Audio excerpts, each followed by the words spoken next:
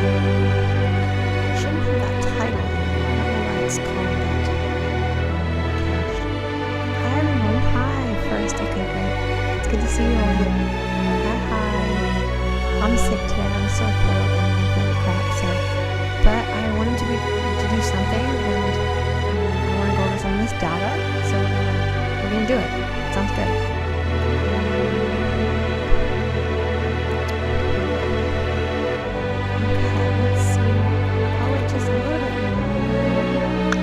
Do some Q&A stuff too. We'll talk about some different things and stuff. But let's see. Open up the server data.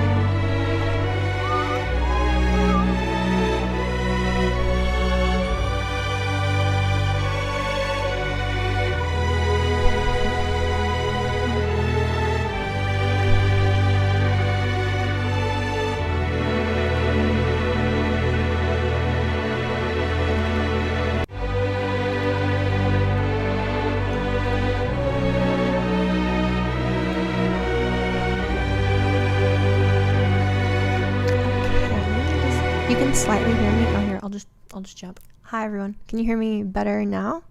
Is that any more audible than what we were? Let me also raise this up just a little bit too. Like I said, I'm sick. I've got a sore throat. I feel like crap today. I had to cancel like one student, yeah, so that kind of sucks, but I'm feeling all right generally, like mentally, you know. There we go. I'll probably turn my audio up just a little bit more too. Yeah, I'm feeling good mentally. I feel like I have a lot of energy, a lot of like ability to do stuff, but I just feel like crap. So I like every couple seconds, it's just, I remember how I feel like crap. So I figure I would hop on here and do some stuff to distract me. Also hang out with you all. How's everyone doing? It's good to be here with you. And then let's see. Let me go ahead and get everything set up to go over these things. We got the images of the graphs that we're going to take a look at. Are you happy to be back on hormones? Yeah. Can you tell?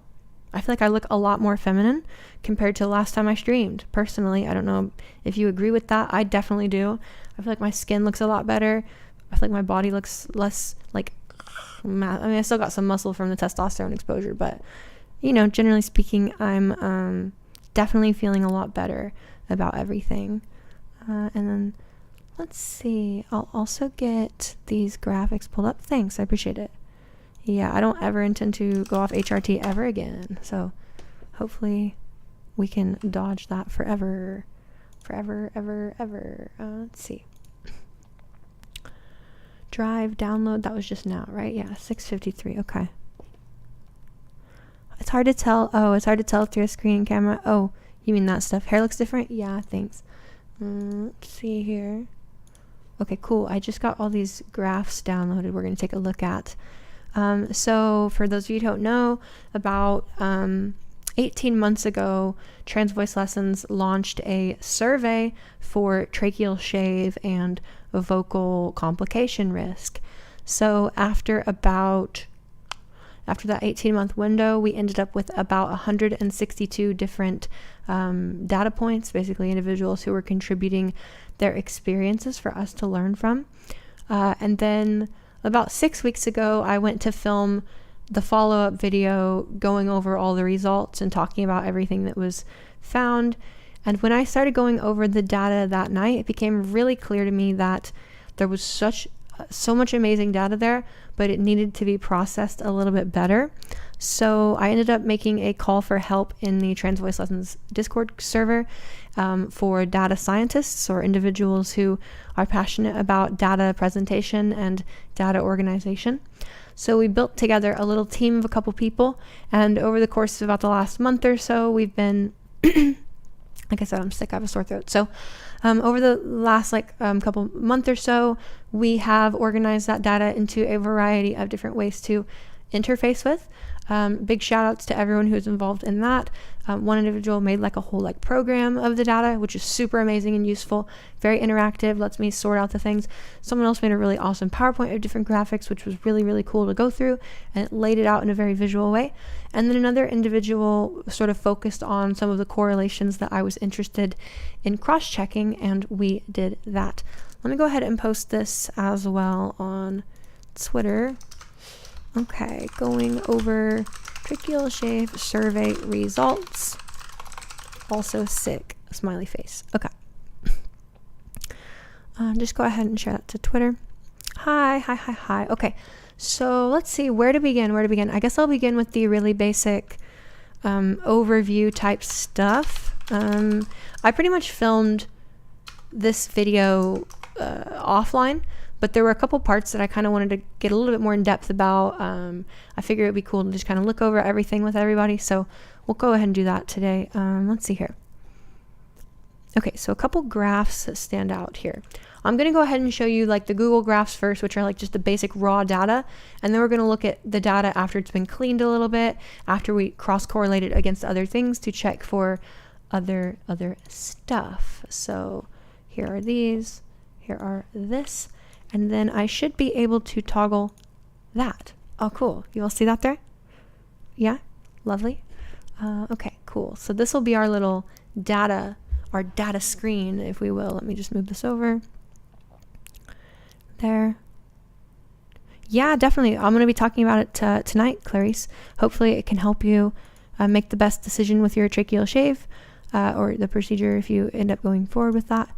Okay, so let's go ahead here and take a look at some of this. So first things first, I want to make sure I don't, I'll do it this way actually, just so I can make it easier for everyone.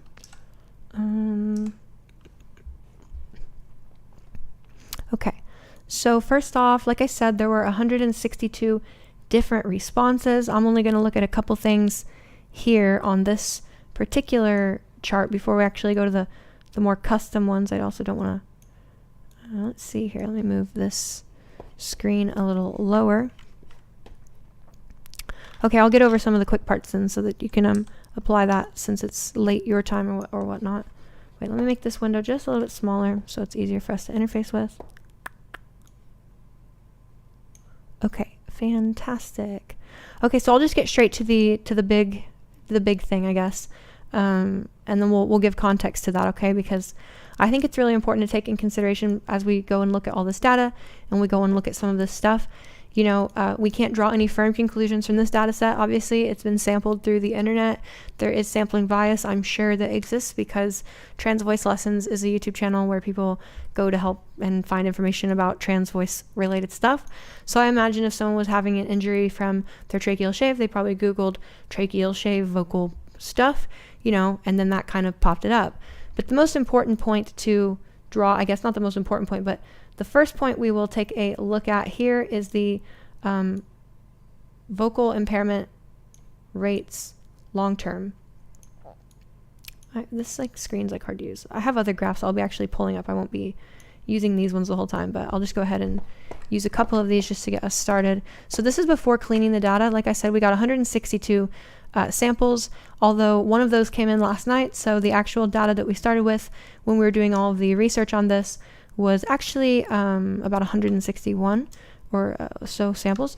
Okay, so out of 162 responses when asking, do you experience any chronic or long-term vocal impairment following the surgery? This is the distribution. I'm trying to make this more readable, but it's not really working out, is it? Okay, so this is what we ended up seeing.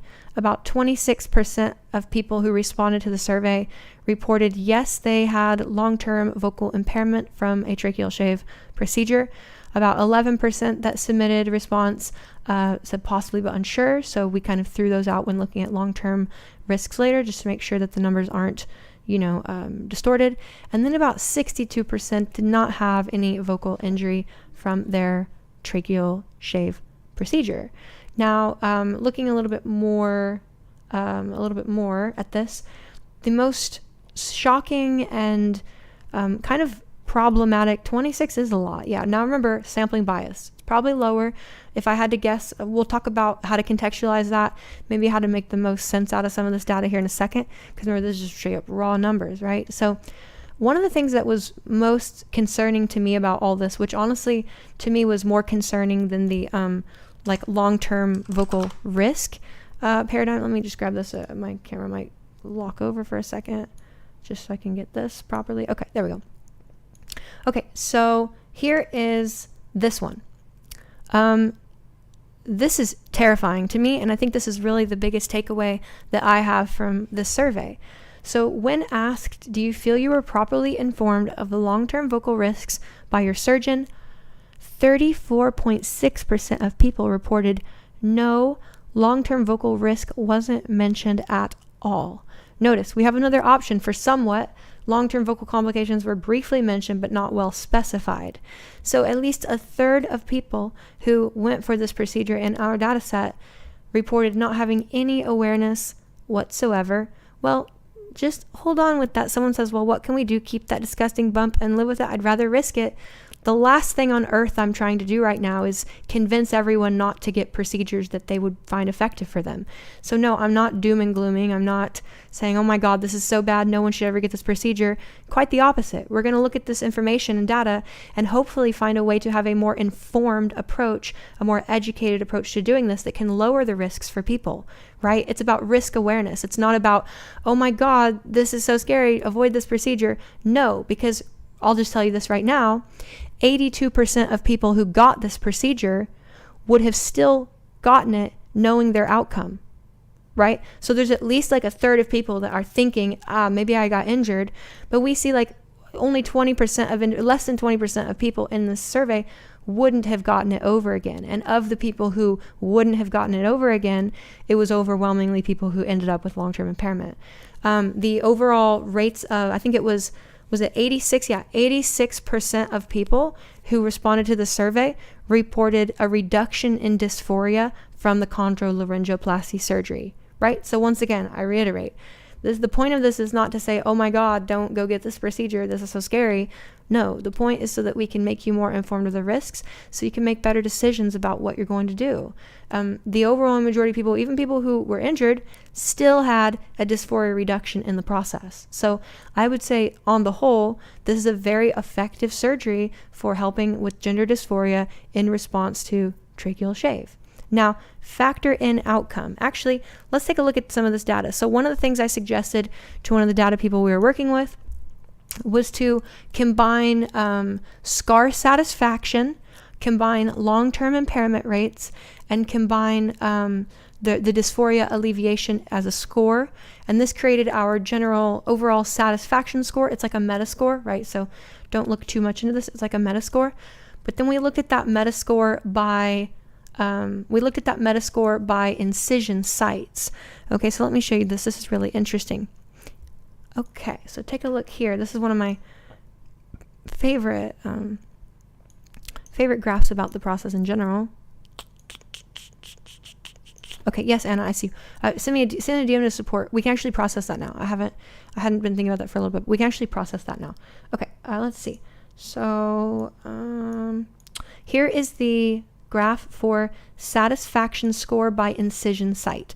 So it might be hard to see. I'll blow that up a little bit for you, maybe full screen it. Basically, what this is we average together scar satisfaction on a scale of 1 to 5, dysphoria alleviation, and long-term vocal impairment.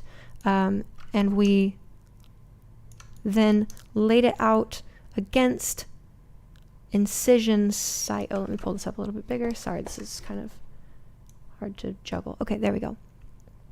So let's take a look. It might be hard to see, so I'll kind of make this bigger on the image really fast here. Okay, so this is our satisfaction score aggregated over the incision types, incision site location, basically. And we can see a couple interesting patterns here. Let me make this a little smaller. Okay. So first off, submental incision, which happens under the chin. This seemed like it was coming in with by far the highest satisfaction rates compared to anything else. Now, of course, it also had a slightly lower sample size. Okay, so don't put too much into that, but it does seem to be, it was giving off greater results in general. Above the Adam's apple tends to have around the same behavior, right? We can see that there's generally this normalized distribution here around 20 or 25, which is pretty much average. Now, there is this sort of suggestion of a bimodal distribution here in the satisfaction score. That is actually an artifact from a particular surgeon who does above the Adam's apple and had a couple bad cases. So I think in general, above the Adam's apple, submental, based on what we can see, look about equal. The thing I want to draw attention to is this, though. On the Adam's apple, on the Adam's apple had the worst outcome compared to anything else. Now, it had a slightly smaller sample population, but it had, generally speaking, a much worse overall outcome. Okay, so I think that's an important point that people can take away from this. If you're going to go get a tracheal shave, I would, just from what I'm seeing here, of course, there is absolutely, sampling bias, the data set, it said blah, blah, blah. There's limitations for what we can really concretely say here, right? But in general, it seems pretty clear from this that on the Adam's apple had some of the worst outcomes for people. And in fact, I will go ahead and let me put my camera back on here. Okay. Yeah, so in general, on the Adam's apple had the worst performance compared to any other incision type, and you can see that there. I'm also going to go ahead and show you this, which I thought was really interesting. Here is an example of long-term vocal risk or long-term vocal impairment by incision site. Okay, so like I said, on the Adam's apple definitely has a lower sample size compared to all the others, so there is a chance that the risk of on the Adam's apple is a bit, it's a sampling artifact, but I'll just go ahead and show you this. So this is incision site by long-term vocal impairment, and I'll have all these images. We're going to make a video of all this stuff with all the high-quality images, so it's not so scuffed while I'm streaming and stuff like that. Here is incision sites by long-term impairment, though. So, like I said, you probably can't see that. Let me half screen myself so that you can see a little easier. Okay, there we go. And then I'll just blow this up so you can read it properly. I'm trying to not cover my face up because we are going to try to use some of this stream footage to add in on the video. Okay, this is better. So where was the incision site? We can see here long-term vocal risks versus that. Let me minimize this. So we can see by far the biggest sample came in from above the Adam's apple. This is pretty much the general average rate of impairment that we saw overall, about 1/4 or so. Below the Adam's apple had very few sample size, so it's hard to really draw anything from there. However, like I said, this on the Adam's apple is pretty sketchy. I mean, yes, it is a substantially smaller data set than the others, but 50-50? That's pretty substantial. And there were some surgeons who did on the Adam's apple, and so that can reflect as their kind of impairment rate, but it was a bit broader than that. Submental under the chin, once again, having the best ratio, also quite well represented in the data set as well. And then it looks like this transoral approach in the 6 samples that we got didn't have any impairment. Now, of course, once again, very small sample size on that, so that can't really be taken too seriously, but on the Adam's apple is kind of concerning. It's huge, especially for a small sample. 50-50 is pretty crazy, especially when the average vocal impairment rate was about 24%. So we can see even in this smaller little chunk of population, on the Adam's apple is presenting at almost twice the suggested rate that the data overall tends to paint. I'll show you something else, which I think is kind of cool while we're on the topic of incision sites. This is doctors by incision site dates over time. So basically with the data sets that we got, we can actually look and see if there were any trends in surgeons changing their approach over time. This is really, really cool. This was the top most referenced doctors that showed up in our data set. I'll go over specific doctor cases in a little bit here. As far as I know as well, I'm pretty sure, I would like someone to prove me wrong on this. I did plenty of looking. From what I can recognize, this is the biggest data set on this topic. Obviously it was sourced online through my channel and stuff, but from what I understand, this is actually the biggest data set on the topic, so it's kind of interesting to take note of. Someone asked 24 impairment, is that permanent? Yeah, that was permanent. Some people got revisions, and then I can take a look and tell you, what the surgical revision, how that impacted the overall result in the end, but yeah, that was long-term chronic vocal impact defined as more than 3 to 6 months of impairment. That does not seem to alleviate. In fact, in most of the cases who reported that, like I said, I'll pull that data up, there was very little change after long periods of time. So, and then there were some people who reached out for surgeons for revisions and stuff and whatnot and so forth. So this is really interesting. This is the incision sites by doctors over time. Now, you might not be able to read this. Like I said, I'll have the full graphic available for everyone on the actual video that we're going to make and everything like that. So like I said, I apologize if it's kind of small to read, but basically these are the different types of incisions, above, below, on, submental, transoral, and you can see the behavior of different surgeons over time. So I don't know what's going on with Dr. Chetawat, because he originally did it on the Adam's apple, then he started doing above, on, above. I don't know if, it just did it differently for people, or if people were self-reporting this. Little strange. It's kind of strange. Well, so Ethan, do you view this study as worth drawing conclusions from, or is it more of a pilot study? I've already said this. I would definitely not say it's safe to draw any strong conclusions from this. This was an internet survey that was sourced through a YouTube channel, my channel, which is specifically about trans care, trans voice, and specifically attached to a video which was talking about vocal complication risks. However, if you actually go, okay, so here's the thing. You say the overall sample is quite small, right? Well, this is the biggest sample that I can find on this topic. From what I have seen, there is not any bigger sample set that specifically looks at this. The biggest one I saw was 140, and then another one 113, and then Dr. Spiegel had a 30 sample set, and then I think he has another one. So the average sample size for these surveys, or for these studies in general, tend to be like, this isn't a study, this is a survey, but for the studies I'm referencing, tend to be like 30 to 80 sample size. So this is actually the biggest sample size that I've been able to see on the topic. And so it lets us, now in terms of drawing conclusions, no, because like I said, there is sample bias, I'm sure. However, when you go and you look at the data of these other surgeons, let me full screen this really quick. Okay, when you go and you look at the, let me make this full screen as well. Okay. So when you go and you look at the actual studies that exist on this topic, like I said, they actually do have a bit smaller sample size than what we're working with here. But also, if you go and you look at the long-term vocal impairment risks and rates within those studies, they're 0%. Literally, there's a sample size of 114 in which nobody apparently had long-term vocal impairment. And then another one with Spiegel that had 31 people, which had nobody with long-term vocal impairment. Look, even if there is sample bias, which there definitely is in what we're looking at right now, you don't go from 0% and 140 sample or whatever to 26% and 161 or whatever, right? Even if the numbers on our survey in terms of risk were inflated by 10x, they would still be infinitely higher than what is published in the literature on the topic to date, which is all 0%.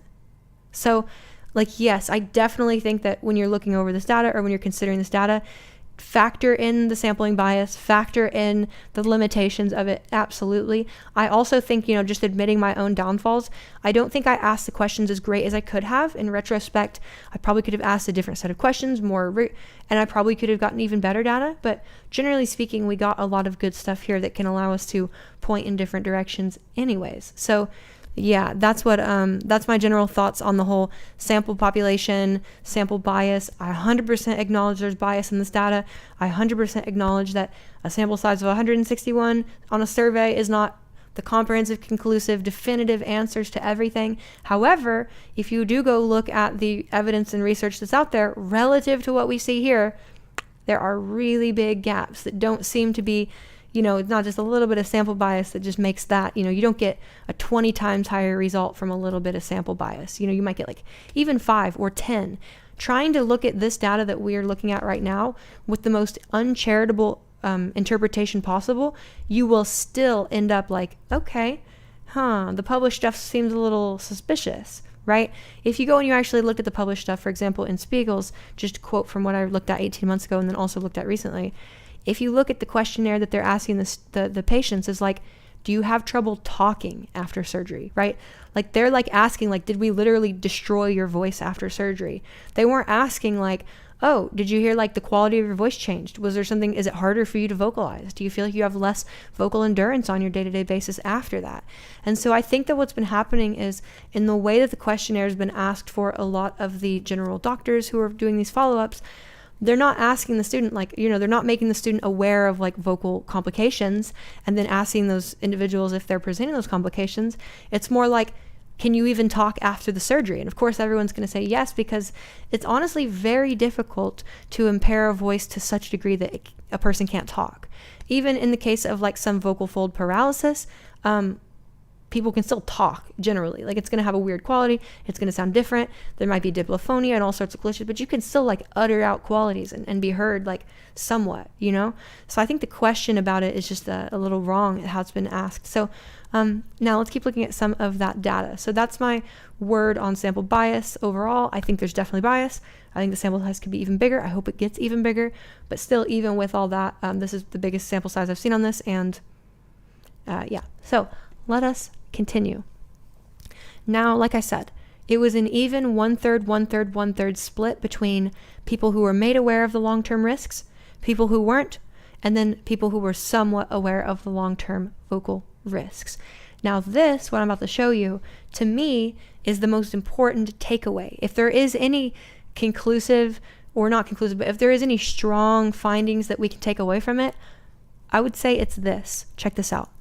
So this is the long-term vocal impairment rate versus if the person felt they were properly informed of the long-term vocal risk or not. Okay, so I'll go ahead and put this up on the screen in a second, but basically what we can see is that for the groups that were made well aware of long-term vocal risk, the injury rate was very small, very marginal compared to everything else. For the group that said they were somewhat aware of the long-term vocal risks, we ended up seeing an average value of long-term impairment. And then for the groups who reported no, long-term vocal risk was not mentioned at all, they had a very elevated rate of vocal impairment. I'll go ahead and bring that graph up on the stream now so that everyone can take a look at it. Let me just position this in the right place so I can switch over. Oh, I forgot the Zoom call. I might bring someone in here to join us here in a second and talk about some of these things. Let's see. There we go. Lovely. Okay, so here is long-term vocal impairment relative to inform rate. I'll go ahead and just full screen this on the camera so we can take a gander at this. Let me just open up the top end here so it's a bit more clear. Could we get a Google link? I'm going to put together a whole document. We're releasing a whole video on this soon. I'm just kind of finishing up some filming actually while I'm talking to you all about this. I'm sort of filming for sections I didn't record very well when I recorded earlier this week. Okay, so like I said, you're going to have a whole paper. You're going to have all the data, all the graphs, everything will be there for you eventually. But let's take a look here. This is, do you feel you were properly informed of long-term vocal risks by the surgeon versus if they had long-term vocal impairment or not? Okay, we'll look at what long-term risks should be mentioned in a second. But I mean, this is just really, really, really outstanding to me. I mean, for the people who were informed, there's barely any injury rate. What is it, 1 in 10? That's very little compared to the average in our survey. And then the somewhat ends up reflecting the average survey reflection, which is about 1 in 4 with an injury. And then this one though, long-term vocal risk was not mentioned at all. Disproportionate. This is almost a 1 in 4. This is almost like a 2 in 5, right? It ends up being like a 40% rate of injury in the group that were not informed of long-term vocal impairment whatsoever. So when I look at those numbers and I think about it, obviously we can't draw any strong conclusions. I've already prefaced that a bazillion times, right? So now that that's been prefaced, let's talk about what we can maybe estimate here. This to me points that perhaps there are surgeons out there doing this procedure who are not very aware of the risks themselves, so they're not communicating those risks very clearly to their patients, which ends up creating, of course, their inability to avoid those mistakes when they go to perform the surgery. And that's really the problem with a lot of these studies that do exist on this topic. One, they have smaller sample size than what we're looking at, and two, they're all quoting a 1% injury rate or 0% injury rate. That just doesn't seem to stand up, even if our data was inflated a ridiculous amount, you know? And so I can only imagine that if there's a surgeon out there and there's patients approaching them saying, hey, I want a tracheal shave. Hey, can you give me a tracheal shave? Yo, give me a tracheal shave. What ends up happening, right, is that person goes and does a little bit of study, learns how to do the procedure, goes and looks in the data, sees that in the data it's like such a low risk rate, so then perhaps they're not adequately approaching the surgery with enough caution, right? Because I mean, this is a really notable gap in injury rate between these different groups. So even with the sample size. So this was long-term vocal impairment rate by inform rate. Okay, now 40% is an outrageous rate. Yeah, exactly. 5 against 50 is not what you'd want either. Yeah, exactly right. It's alarming, even if there is a bunch of sample bias. I mean, the sample bias, like I said, would have to be 10 times inflated for these numbers to even be close to what the actual reported rates are in the primary medical literature on this topic, you know?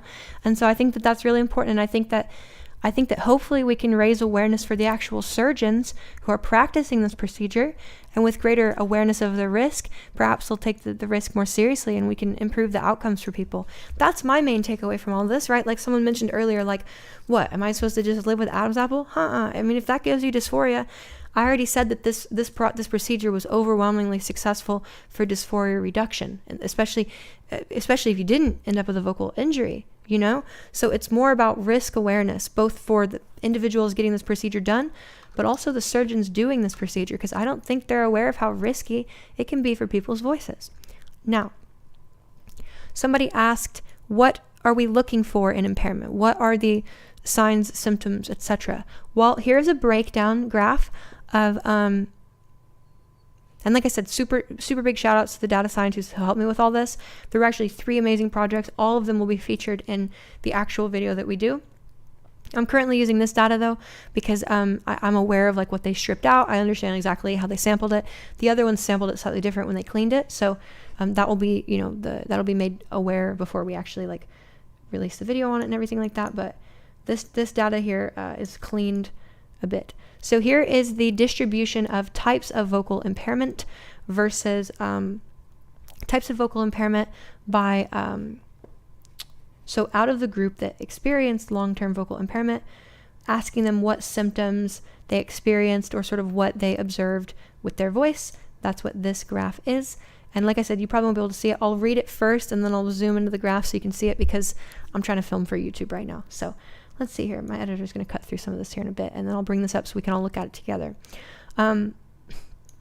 So first off, the most common form of long-term vocal impairment that we saw in the survey, out of the 43 individuals who reported being injured after our clean data set that we cleaned down, 41 of those individuals reported a loss of vocal range. So a loss of vocal range seems to be by far the most common symptom and feature that people tend to present with during this process.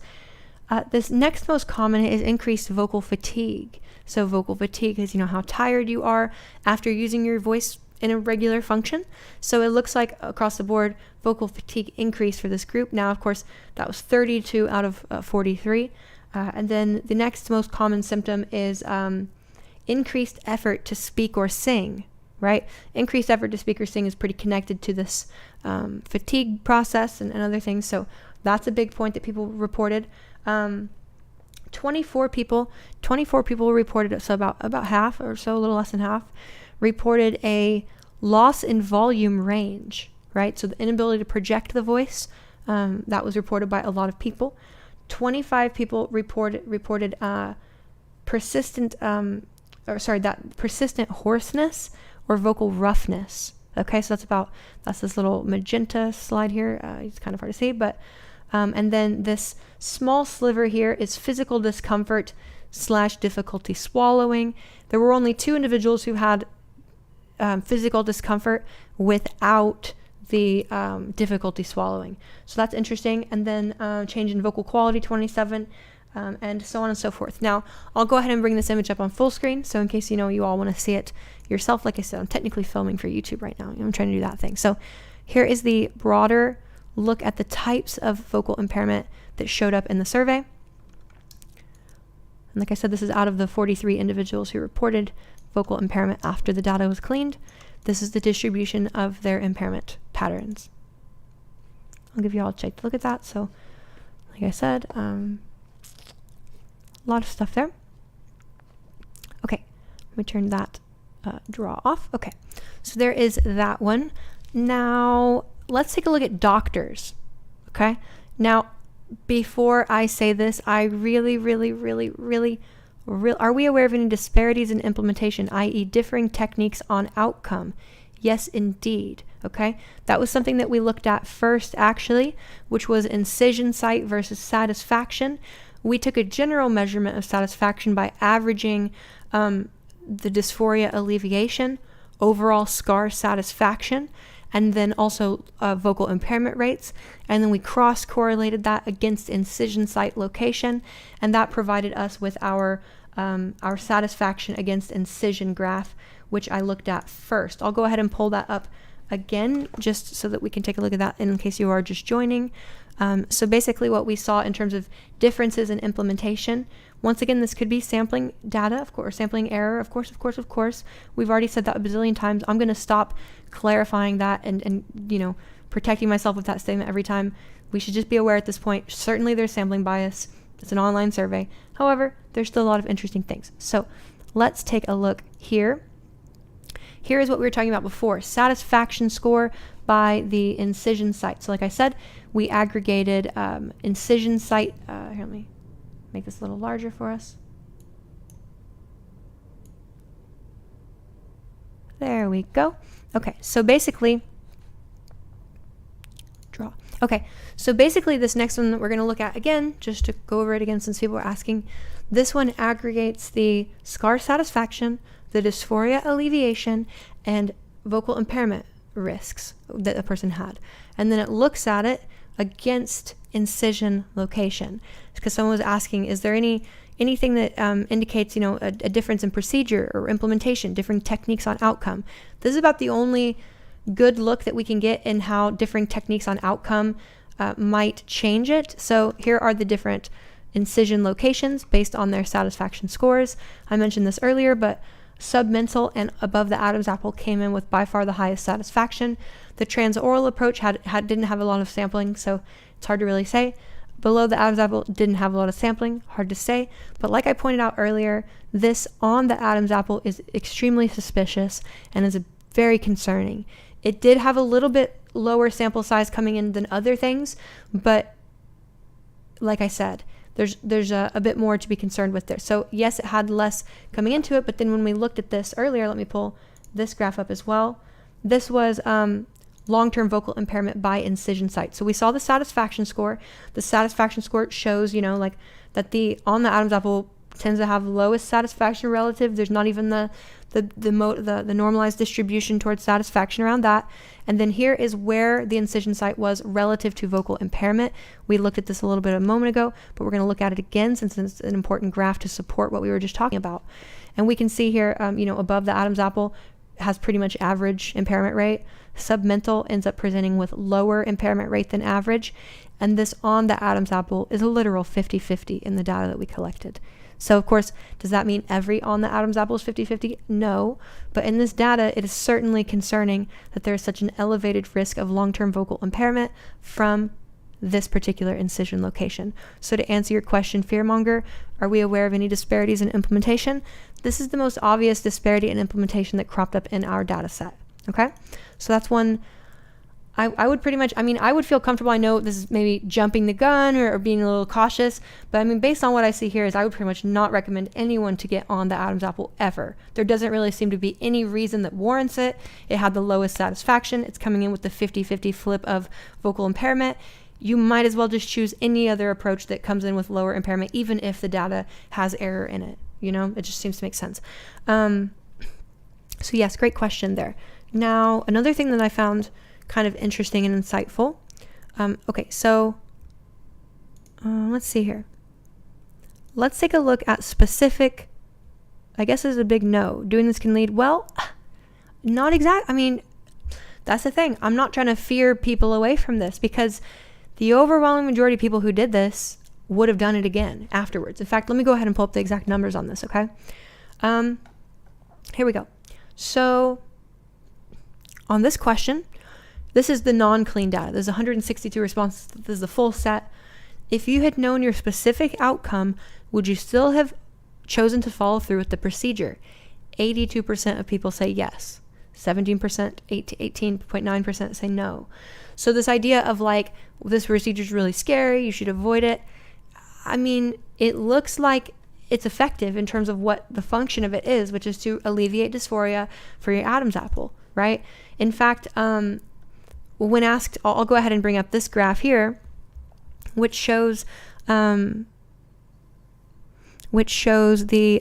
overall dysphoria reduction. I'll go and reach for the other data set for this one, I think, unless I can find it really quick here. Let's see. Okay, here we go. Scar and dysphoria. Is this chart here?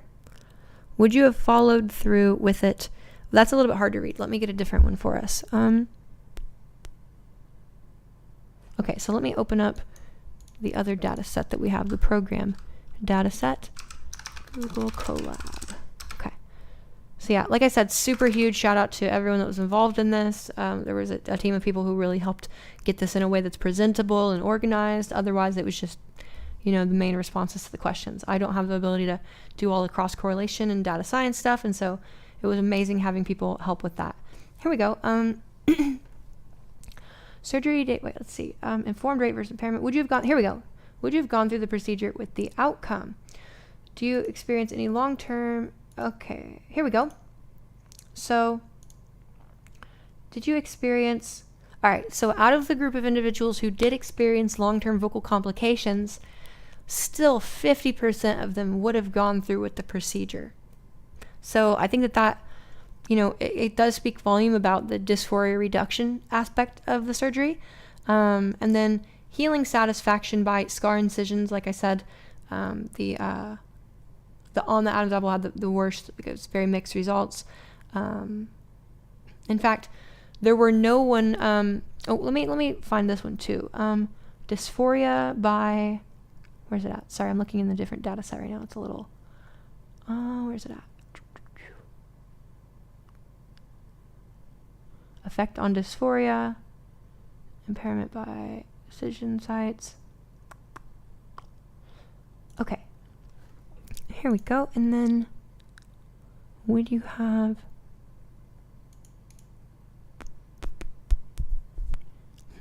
okay, dysphoria ranking, yes and no. I'm trying to find the right, well, there's just so much, honestly. We looked at like so much stuff. Here we go. I found it. The dysphoria response by scar satisfaction. Oh, I can't find that. Okay. Well, anyways, there was something I found that was really interesting that, oh, I found it. Right when I was about to give up. Okay. Check this out. I think this is really cool. And this is why, like, the last thing I want someone to take away from this is like, oh my God, tracheal shave is the worst surgery ever. Don't ever do it. It's so bad. It's not what to take away from this. In fact, it's just more about being informed of the risks, having a surgeon who respects those risks. And yeah, let's see. So here is a graph of looking at dysphoria ranking by long-term impairment response. So looking at the groups of individuals who had vocal impairment versus not, and then how that impacted the outcome of their dysphoria over time. So here is this. I'll go ahead and pull this up. Okay, so here is this data. This data is, like I said, it is the dysphoria reduction by long-term impairment. So the pie graph on the right were individuals who did end up with long-term vocal impairment, and the individuals on the left are individuals who did not end up with long-term vocal impairment. The most startling thing about this is that not a single person who did not end up with vocal injury ended up with increased dysphoria. Overwhelmingly, when someone did not have a vocal injury, the rate of dysphoria reduction was either very reduced as a majority or somewhat reduced, with unaffected being a smaller minority in that group. However, when you look at the dysphoria reduction against long-term impairment in the group that did get impaired, this is where we do see some cases of where dysphoria actually increased. So, for example, a couple individuals, they feel their dysphoria increased somewhat. A couple individuals felt their dysphoria was very increased. Perhaps it's notable to mention both the individuals who mentioned that their dysphoria was very increased. Those were individuals who received a tracheal incision on the Adam's apple, which is what we were talking about before, that had the really kind of concerning patterns around it. Otherwise, somewhat reduced even with the vocal injury pattern, and then and then the very reduced here being the other main chunk of it. So I'm wondering, what do they do when they have vocal impairment after surgery? Do you mean like what the surgeons try to do or what we end up having to do? Yeah, I agree with you, Rainbow Mess. Like, it doesn't seem like this surgery should be so high risk. And I mean, I hope it's not. I really hope that what we've seen here is inflated by 10 times. But like I said, even if it's inflated by 10 times, it's still higher than the main data out there on the topic that the doctors themselves are reading and communicating across and reading when they're going to learn these processes. So just very concerning. So there's the dysphoria by long-term impairment rate. Yeah. Now, let's go ahead and look at doctors, okay?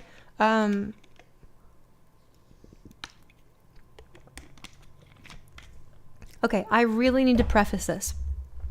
The last thing that I want to do is cause a witch hunt where, you know, some doctor showed up with elevated risks of injury in this study, and then people use that against them and say, see, you are so bad. That's not what this is about. It's just low sample data for each of these. So out of 162 samples, we ended up sampling 88 different surgeons and hospitals' performance.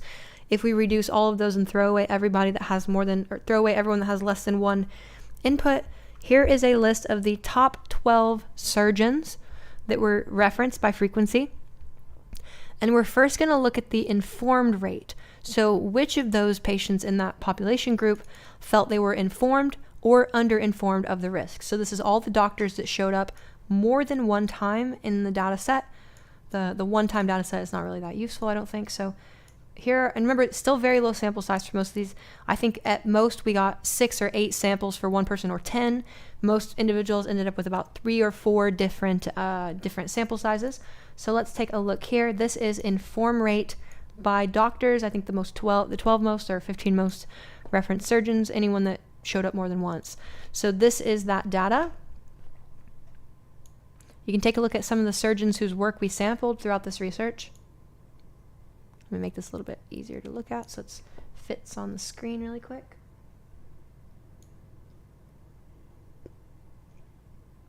Okay, great.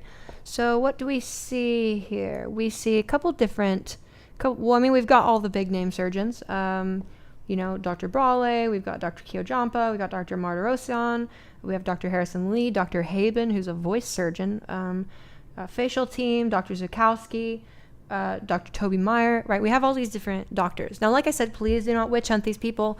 You know, this is low sampling. These people have hundreds of patients over the course of their career, and we're only sampling a handful of them. However, you know, we can see some patterns. One thing that I was kind of, this Toby Meyer has a 4 to 1 inform rate, which I think is, like I said, low sample size, so we're not holding it against him, but I think that that's concerning.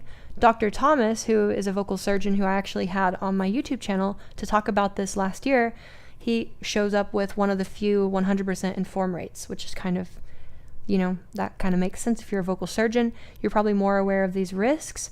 Dr. Toby Meyer, though, has the worst ratio on it.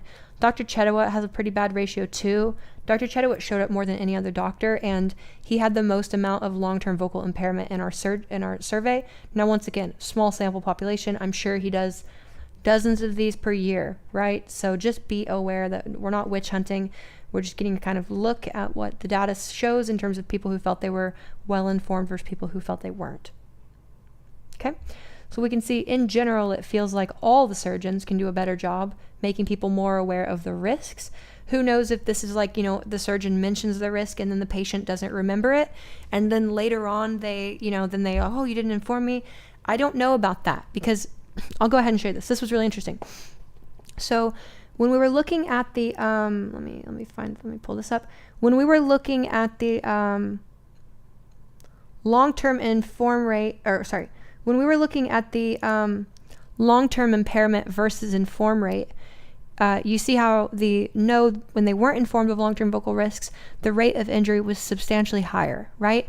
Initially, I thought maybe this is just like buyer's remorse, you know, someone who got injured and they look back on the process and they look at it more negatively. So they then look back and skew, you know, the informed consent to be like, no, I wasn't informed at all. However, this kind of crushes that, honestly. So if we look at acute vocal impairment by inform rate, look, it is pretty much, let me pull this up. It is pretty much unchanged. There is pretty much everyone has about the same amounts of acute impairment rate relative to the chunk. And then also, it doesn't seem to support this idea that maybe the long-term impairment rates that people are reporting that they weren't informed with are like an artifact from someone looking back on the thing and being frustrated. That doesn't seem to be the case. I mean, this kind of suggests not, because if it was just that someone looked back after they were injured and they were frustrated with the whole experience and they felt they weren't properly informed, we should see that in this no long-term vocal risk wasn't mentioned at all. We should see that the acute risk is also higher, right? Because that would be like someone looking back on it, contextualizing it through a more negative lens, but we don't see that. This is the same. You basically end up with about the same distribution, except for this middle one here. You end up with about the same distribution with it, period, for the acute risks. So that's really, really quite bizarre to me. And then we look at that relative to the long-term vocal risks. We can see that there's a lot more of a distribution. So to me, this weakly suggests that there are some doctors out there doing this surgery who are not well educated themselves in the risks, and therefore it'll make it harder to do that. I hope none of these surgeons are very litigious. Well, I mean, I'm not defaming them. I'm not doing any of that. This is just literally the data that we collected. I even said ahead of time, that's not to say that these surgeons are the worst ones or the people to avoid. It's just clearly what our data is showing us. If they want to try to get litigious towards data, they're free to do that. In fact, they can kick rocks personally, yeah. I'm totally in the clear, of course. This is data that we're going to have for the community that is literally voluntarily submitted. There was no, if anyone violated any patient confidentiality, it would have been, the surgeon or the patient or whatever. I've literally spelled it out clear as day. This data doesn't show that a certain surgeon is better or worse. This just shows the samples of their work that we took in. That's what their samples reported. It's that simple. I'm not making any claims against the doctor's ability or proficiency or skill level whatsoever, just simply looking at the numbers and looking at the data. Speaking of looking at the numbers and the data, let's take a look at long-term impairment rates by surgeons who showed up more than one time. Okay, so here is here's all the surgeons. I'll quickly just scroll this across. There's a lot, okay? So if we scrub it down and we just look at surgeons who showed up more than once, which is a bit more parsable visually, we end up with this. So here is long-term vocal impairment rates by surgeons. And once again, just to clarify again, this does not mean, oh, wow, that surgeon is 10 times worse than another, or wow, they're so bad. This is just what the data says. Okay, so let's take a look. First off, just about everyone had a long-term vocal impairment, even the voice surgeons, which I was very surprised by. I was thinking, if anyone's going to do this better than anyone else, it'll be the long-term, or it'll be the vocal surgeons who are, trained ENT otolaryngologists who deal with vocal microsurgery all day long. But honestly, the risks are about the same with each surgeon, which is kind of surprising. So here is long-term vocal impairment self-reported against surgeons that showed up more than one time. Okay, we can see by far the highest surgeons that showed up in terms of just raw numbers were facial team. Facial team had 10 different samples represented in this survey, and only 1 in 5 of them got injured, which is pretty aligned with the overall average that we saw in the study, the survey that we did, which was about 26% impairment rate, or 24, it was 26, yeah, I think. So we can see that the individuals that relative to their relative to their sample population that had the worst performance visually here. Once again, this does not mean they're a bad surgeon. It does not mean they're trash, whatever. We see Dr. Chetawat definitely showing up and representing with a little bit more long-term injury here in this data. Dr. Bart, that's a little higher than average. Meyer looks okay. This is clean data. There's some unclean data that shows slightly higher risks for Meyer in general, but after cleaning it and taking only the data that we felt was most confidently like an honest entry, we ended up with this distribution here. Here's the amazing part, right? And once again, I'm not defaming any doctors. This is nothing about how good they are as surgeons. This is just what the data shows. One thing I found interesting was Dr. Spiegel only had 2 entries here, and both of them reported long-term vocal impairment. However, Dr. Spiegel is the individual whose data I was talking about earlier, who said there was a 0% risk rate in a sample population of 31 people. And not only that, but this was during a paper where Dr. Spiegel was specifically commenting, and the whole point of the paper is to talk about the risk of anterior commissure detachment. He was the first person I saw in the literature actually talk about these risks overall. So big props to him on doing that. So it was a little bit interesting. I mean, once again, 2 sample size is meaningless. So don't run off to the races with that, but I do find that kind of interesting. And yeah, so these are the distributions of the long-term vocal impairment. Yeah. Okay, now, as I was talking about before, I think this is pretty cool too. This is surgeons' patterns over time changing their incision site patterns. Now that I've got the big screen, we can go ahead and take a look at this. So here is the distribution. Oh wait, hold on. There we go. So here's the distribution of different surgeons over time and how their technique and approach has changed. Probably the most interesting one here is with Dr. Meyer. Like I said, Dr. Meyer presented initially higher vocal impairment rates from the data that we collected. Of course, after we scrubbed it, it looked like maybe someone was out to get him, submitting a negative one. So there was something there that we felt was a red flag that we got rid of. But what's really interesting about this is it supports what we were talking about. Look how he goes from doing on the Adam's apple to doing above the Adam's apple. Now, of course, low sample size is not, can't run away and say this the truth of everything, but I don't think it is a coincidence that he was doing on the Adam's apple, which, like we talked about, had some of the worst outcomes, and we now see him switching in the last 3 years to above the Adam's apple. There are some other individuals who switch, kind of pivot around. Notice Dr. Chedowat has this on the Adam's apple as well. I did not check and see if those were the individuals who were reporting the elevated impairment, but I would guess so, because it seems like on the Adam's apple is the most suspicious. I would not feel comfortable recommending to anyone, even with this weak data and weak correlation, I would not recommend really to anyone to pursue an on the Adam's apple tracheal shave. It just seems like it's just, there's red flags all around it. There's red flags all around it in this data, even though there is weak correlation and stuff, Another interesting one here was Dr. Haben. Dr. Haben is a vocal surgeon.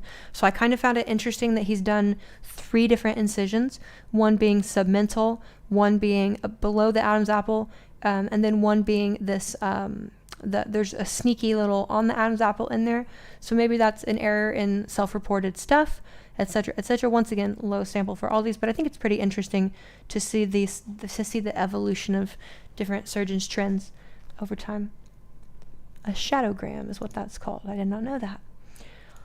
Whew, okay, now let's see what other things. Oh, this was really surprising for me. One of my hypotheses going into this was I was expecting that for the individuals who got this procedure done in conjunction with other surgical procedures like FFS or GRS, I was expecting that to have an elevated rate of vocal complication.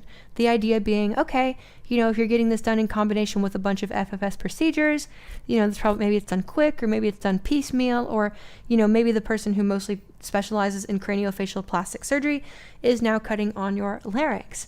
However, I was pretty surprised to find the correlation is not that significant. It's a little, there's a bit of the correlation here. Let me pull this over. But it's really not near as significant as what I was anticipating, which is quite surprising. One of the things that I was expecting to get out of this was like the vocal surgeons were going to be causing less problems than other surgeons, right? It makes a lot of sense, right? If you're a vocal surgeon, you're probably more aware of the risks, but it didn't really seem to play out that way, honestly. Of course, once again, low sample size. I'm so tired of having to clarify and qualify every statement around that. You should all understand at this point. Lower sample size, once again, it is the biggest sample size on tracheal shave that I've personally seen. Of course, there's sample bias, but I'm done qualifying my statements over and over. We should know that. Moving on. Okay, so here was your tracheal shave. Okay, Was your tracheal shave performed in conjunction with other surgical procedures such as FFS or GRS? So when we look at that, it doesn't really have that. It doesn't really seem like that strong of a correlation. In fact, in terms of ratio, these are pretty similar to one another. So that was really surprising to me. That was like one of the last things that I personally expected. Surprised the sample size has gotten this large. Well done. Yes, I'm hoping that once we put out the official video on this and we go over a lot of these really interesting findings, or a lot of interesting sort of weak correlations, hopefully that video will, maybe go viral in the community, or maybe people can spread it around, and that can cause another wave of samples to come in, because it would be really interesting to then later on check and cross correlate the first wave of people who gave answers versus the second wave, assuming the second wave has bigger reach and leaves my channel, right? Because that'll definitely be there. Good idea. Good idea. We'll definitely have a disclaimer there as well. But basically, I'm going to, or what was I saying? I lost track my train of thought. But, so I'm hoping that after we release like the official data, I'm going to put together a small paper on this that kind of goes over pretty much what we're talking about here. That might release a little bit later compared to the actual video that we're going to try to release soon.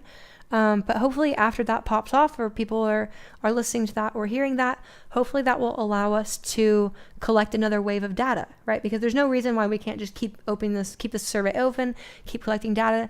Yes, obviously over time the sample biases are going to shift, but that's cool, because then we have different periods of when the survey was sort of gaining traction, so then we can cross-reference the outcomes in those groups against each other, and then that can give us more confidence, like, oh yeah, the first group definitely had more elevated rates because it was on the TransVoiceLessons channel primarily, whereas the second group had much lower rates because that was more of a community-wide idea, right? So hopefully through all of this we can collect even more data.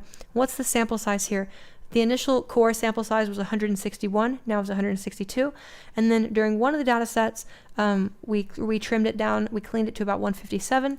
And then the graphs I'm showing you right now are even cleaned further, down to about 153 samples. So the graphs that I've been showing you have 153 sample size. And then some other data that we'll be showing is slightly less clean. But yeah, so 153 of the samples that we're looking at right now in these graphs. Let's see, what else do we have? Oh yeah, let me look at some of the more general patterns. So overall satisfaction of scar placement, about 40% said 5, they're totally satisfied. About 32% said 4, mostly satisfied. About 14% are like kind of in the middle with a 3 score.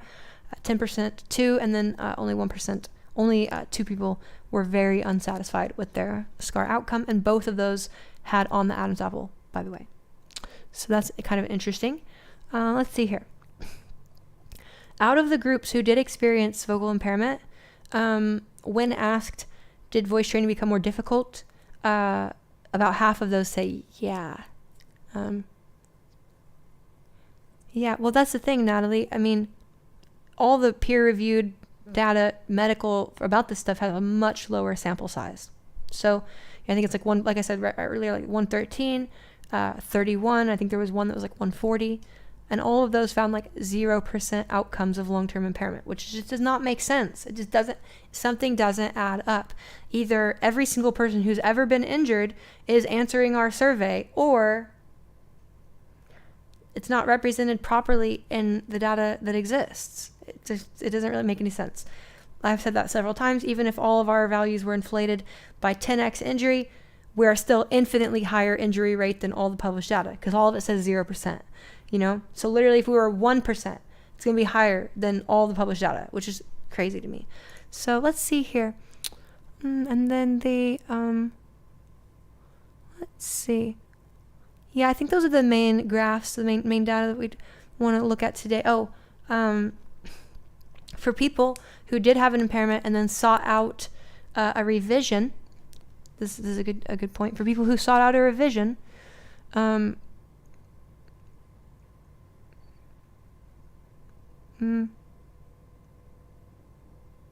Okay, so this data is a little not clean, so I won't say this with confidence of the data, but basically a couple of those individuals, 2 of those individuals had a revision, and that fully improved their vocal function. So that's really cool. 3 of those individuals had a revision, and they felt it somewhat improved their vocal function. 1 of the people reported they had a revision, and it did not help. And then, yeah, so that's kind of interesting. It looks like there is some hope for people if they're looking for a revision process. I know during my long discussion with Dr. James Thomas, we talked about revisions for different complications that can happen from the tracheal shave right there, and so on and so forth. And it looks like there is some hope for individuals who are experiencing that. And then, of course, another exciting thing is 94% of the people who answered our survey said that they would be okay for follow-up in case there's further clarification required or additional questions. So that's really exciting because we could sort of tap this group again to inquire even more about it to help us find more insight. And then as a result of the procedure's long-term effects on your voice, if any, so this includes people who weren't injured and people who were injured, as a result of the procedure's long-term effects on your voice, if any, do you or did you engage in any voice activities, or did you avoid engaging in activities that involve voice usage? So basically this is looking at, for the people who maybe were injured or not, how did it change their interaction with voice? Someone said 6 people say yes, they were injured and now they try to avoid using their voice whenever possible. 21 people said yes, and now they often try to avoid using their voice. Then 22, another 22 of those individuals, which is a little bit, well, that's pretty much the whole sample group at that point. Like I said, this is the unclean data that I'm looking at right now, just so the numbers might not add up between these two. But generally speaking, it looks like for the people who were injured, they do report a tendency to avoid the voice more afterwards. Now, out of people who did experience long-term vocal impairment, how it changed over time, mostly not. There were a group of people who felt like they had long-term damage beyond 3 months, but then actually it fully improved. They ended up not being in the long-term, they ended up pretty much all saying no, they don't have long-term vocal impairment, but then during this question they answered yes, I did have long-term impairment for a little bit, but it fully improved. But generally speaking, it looks like for a majority of the individuals, there's not too much improvement after that long-term impairment shows up. There is about 25% that say there was somewhat improvement afterwards, which is interesting. Yeah, so those are the main takeaways that I would say. Those are the main points that were really interesting to me. Was age a factor in risk? Ooh, I didn't ask for age. That is such an oversight. That's what I mean. This was the first time I ever tried to do anything like this. I never tried to get involved in data science at all, or collecting data at all. In retrospect, I should have collected more demographic data. That would have been really interesting. This was all done kind of hastily one night because I had a student who I really am a dear supporter of. They came to class. They came and took a lesson with me after a while. They had a great voice. We worked together in 2019, 2020. Beautiful, beautiful voice. And then still a beautiful voice, by the way, I'll say. But they like had achieved their vocal goals. They went off and got a tracheal shave, and it kind of disrupted their vocal capacity a lot. And they came back to me later down the road looking for help. That's what really inspired this whole survey and this whole push towards trying to bring to light risks of tracheal shave. And not bring to light because that makes it sound like, oh my God, tracheal shave is so dangerous. But it's like everyone needs to be aware of the risks, the doctors, the patients, because once we're both aware, once both parties are aware of the risks, we can start to reduce them. You know, I'm not confident that a lot of the surgeons are really aware of the nuances of the risks that can come out of this. And I really hope that's my main hope from this survey is that, you know, once we publish a little bit more around it, make a big fuss about it or whatever, hopefully even collect more data, we can start to put a bit more pressure on the institutions to be more aware of what's going on, you know? Let's see here. Cool. Okay. Yeah, I think those are the main points. There's some other cool stuff that'll be included in the video and whatnot, but that's the main stuff that I wanted to bring up. Basically, it looks on just in general, a couple main points that look like we can kind of consider them a little bit more. Let me go here. So some couple takeaways if we kind of do a little brief summary. Okay. So in general, if we're looking at all of this, what can we take away from it? Well, I don't think we can really take away anything in total confidence, of course, but we can take away from some interesting considerations that maybe we wouldn't have considered before. One, I think it's pretty clear that chondrolaryngoplasty or tracheal shave is an effective surgery for the reduction of dysphoria for those who seek it. The only people who reported an increase in dysphoria at all were people who had vocal impairment. So, I think that points pretty clearly that this is an effective surgery for the reduction of dysphoria. It's in fact very effective at that when everything works right. 2, the risk rate is obviously much higher than traditionally reported. Even in our sample limitations, even with our sample bias, even if our risk rate was 10 times higher than what it is, for real, it's still like double or infinitely higher than what's reported in the clinical literature, which is like 1% or 0% in all these studies. So it's pretty clear, even with all that, error, whatever, keeping our, qualifying our statements, it's pretty clear the risk is higher than what people think.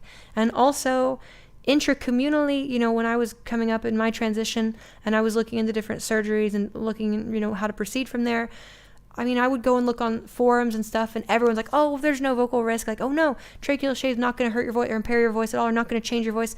Nothing. That's the general consensus that I see in the trans community. And that makes a lot of sense when you're looking at the clinical data that exists previously that's showing a 1% or 0% risk rate. And then you have 1/3 of doctors, patients who aren't feeling informed at all of long-term vocal risk, right? So I think it's pretty clear the risk is higher than what we all tend to think. Whether that is, I think we can bring it down. I think that if doctors become more aware of this and more informed of this, and they put a little bit more critical thinking into what they're doing, I guarantee we can bring that risk rate down much, much, much lower. But people have to take it seriously first in order for that to happen. So that's my main takeaway there with point 2. Point 3, the entire infrastructure and intake procedure needs to have way better awareness of risks and way better communication of those risks to create proper informed consent. Informed consent by definition means you are informed so that you can give consent. And when you have 1/3 of the people reporting that no, remember, there was an option for they kind of mentioned long-term impairment, but it wasn't briefly well specified versus no. There was no mention of it at all. 1/3 of people mentioned no. There was no informed risk whatsoever in long-term impairment. Totally unacceptable at every level, institutionally, infrastructurally, on intake. So that's a big point that I want to give to everyone listening. 4, there is a notable correlation. This is, in my opinion, the most notable correlation out of all of it. There is a notable correlation between inform rate and long-term impairment rate. It's pretty noticeable. It is the strongest correlation that shows in all of our data. The people who were properly informed by their doctors and were like, yes, totally made aware, their injury rate is so minor compared to the group that was not informed at all, which is, 40% or so of that population group. So that to me is a huge takeaway. Improve the risk awareness so that we can improve the outcome, because clearly something's not right there. And then lastly, the only respondents who experienced an increase in dysphoria experienced vocal impairment. So when looking at that, we can see the big picture of this really is about risk awareness, taking it more seriously, right? I've seen so many community forums, whether it's Ask Reddit or Ask Trans on Reddit or whatever, people ask about the tracheal shave, and you can go and look in any of these comment threads, and it's full of people saying, no, there's no risk, or I got mine, no injury, and it's like, there's maybe one person saying, oh yeah, you might want to watch out for that risk. The risk awareness is so bad on this, and I believe that feeds into what's happening with the surgeons' performances as well, and not taking this as seriously as it should be taken. And then I guess another point that I'll bring out too is when we are looking at the overall incision site versus satisfaction. Okay, so number 6, when we're looking at incision site versus satisfaction, even though there's a weak correlation and our sample size has limitations, it seems pretty clear to me that getting this procedure done on the Adam's apple is opening you up to way more risk than what you should be exposed to. Even though it was a smaller sample collection out of the data set, 50% of people who received this tracheal shave on the Adam's apple had long-term impairment, right? And then when we even factor in everything else, including the scar satisfaction, including the dysphoria reduction, including the overall impairment rates, on the Adam's apple, worst performer by far. So it would be my professional recommendation, even though this data is weak, even though these correlations, are light, it'd be my professional recommendation to never get an on the Adam's apple tracheal shave. Just from what I'm seeing, there's no point. There's other incision sites that clearly came back with much lower risks. So there's no point in exposing yourself to that, even if the data is artifacting or representing it, even just 30% is inflated, right? It still is going to be much higher risk on the Adam's apple. So I think we should avoid that in general as a community. Those are my main takeaways from this. I don't really have any key takeaways about specific surgeons. The sample size for each of them was too small.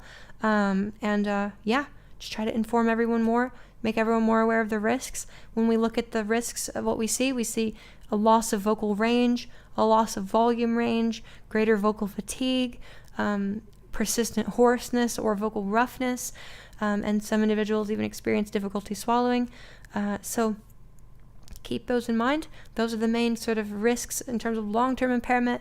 In terms of short-term impairment, it was about the same for everyone. All the acute impairment was pretty much equal across all the different correlations, which kind of makes me feel a little bit more confident making correlated claims about the long-term impairment, because if we were thinking that it was just angry patients looking back in retrospect, sort of pleading with the outcome, don't you think we would have seen a difference in their self-reported short-term injury rate as well? I personally think so, and so that tends to point me in the direction like there's something there about the inform rate versus risk rate. And so if we can bring up the inform rate, bring up the risk awareness, I'm sure that we can do better for trans people as a whole in this surgery. So yeah, that's the general breakdown of it all. That's kind of where I'm at with it. That's what I see in this when I'm looking at all the data overall.